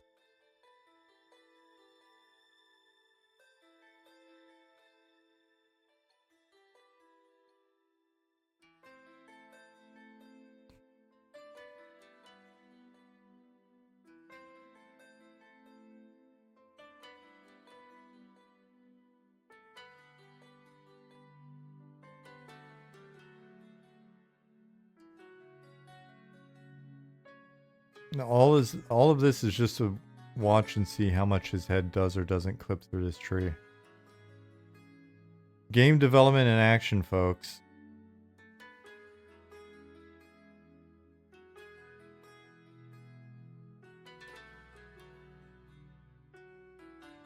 It would be cool if their steps stir up dust. Little dust effects.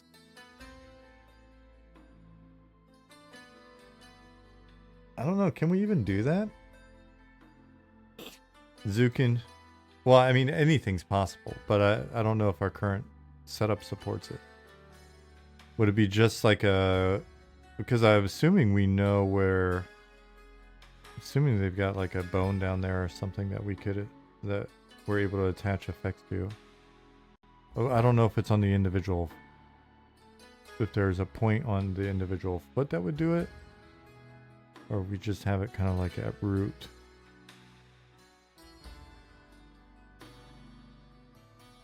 Like I said, ignore both the sort of the anims and the sort of popping through geo and stuff at the moment. We'll refine the nav mesh for them here, and animations are being worked on. So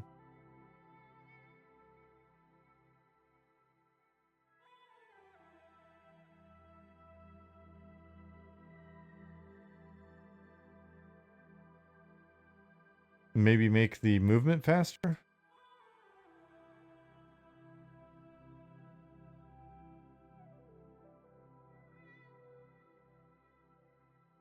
Yeah, I mean, we've also got to address the sliding. There's some, but their animations are in progress. I think they were maybe animated at one size, and then we wound up settling on a different size. So there's a little bit of skating going on. Yeah, I think Simon may not have to change this, but just a little bit. Oh, no, as he gets closer. Yeah, need to go up a little bit. Angle it up and we'll be good. Okay, just wanted to confirm that for him.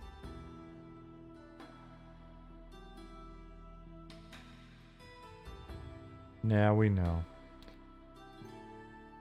Cool, alright. We got that done. We got a fair amount of population done in here. There's some stuff in areas that maybe don't want to show you that we'll do off stream. We'll do some refinement. So all of these are using the exact same NPC, placeholder NPC, using the same NPC spawn group. Then what we can do now that we've got all these in here is, here, I'll switch to this. Now we got all this in, it'll be a lot easier to come in with new NPC spawn groups where we are varying up what spawns in new NPCs, so different giant types. And what we'll do is first we'll create the giant types, and we'll create the NPC spawn groups, and then we'll come through here and associate the NPC spawn group that we want with each of these. And yeah, and then basically get this little area wrapped up. And then this area out here is going to be a lot of fun. We're doing a lot of discussion about this sea zone out beyond this shore. So it will impact this shoreline and some of the content that's out there. We've got some like giant fishermen and stuff like that out at the moment. But this will change, and there's going to be a fair amount of content out this way in a cool ocean zone. So we're working on the ocean zone, the design and stuff for it right now. And Bjorn's actually starting on the first geo for it. You'll zone over there when you're taking a boat. And then that'll take you north.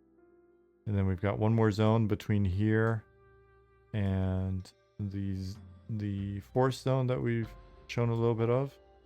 You go through and then you're in the forest zone. So at that point, I think the bulk of what we've committed to for early access will be in play and just being refined and, you know, fixed up, and a lot of texture work's going to be going on. If we were just shooting to just do the zones that we have in this region and the couple of zones in Califrey so far, if we were just shooting to do those by early access, that would be, yeah, we'd have that easy. But the other thing that we're trying to do is, by the time we go into early access, actually have the first major update mostly done, so that we don't get in a situation where we're lagging behind for a while, because we know you guys are going to keep us busy when early access starts, finding bugs and shit breaking and all that type of stuff. So what we want to do is already be ahead and start our rolling release schedule well in advance. So that's what our schedule's factored in. So it will be, you know, it'll be a relatively humble world to go live with, but there's a fair amount here. I mean, these aren't 100% like full zones that you're looking at as a point of interest, but even, you know, these we'll have in a zone, we can have multiple points of interest sometimes that are fairly big, but like this area in itself is almost a full zone's worth of content when it's all said and done. And we may find if we're getting ahead, Bjorn and Chinny have been pretty good about making little mini dungeons as well, where we actually take points of interest and expand them out a bit or add in some new areas you haven't seen before. So that's also a possibility, but our hope is to hit everything that we need for early access, because we've got, like I said, I think zones that we still have a few. We still have a small handful of zones that you haven't seen yet or we haven't started on yet. I think I may have in saying that it's just this one and the next one that we'd be done. That's not accurate. We've got this one, another one, Refine, Deep Dunes, and yeah, a few other zones that I haven't seen yet. So a lot there. We'll see. But that is it for tonight. It's 11:11. You guys make a wish. I am going to go to bed, and I will see you guys on Friday. And we'll work on some other stuff. But it's been a pleasure having you guys here. Look forward to chatting with you guys on Friday. Thanks for hanging out. I'll say goodnight, and then we will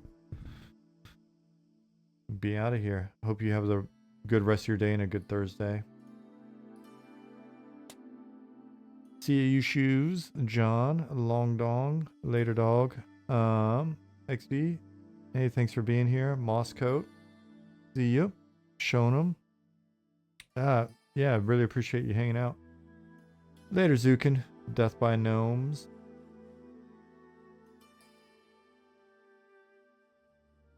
Magic Man. Yeah, we're looking forward to having another playtest, so. Quixana, take care. Aloth. You too, Kumadar. Scruffy Bard, have a great day.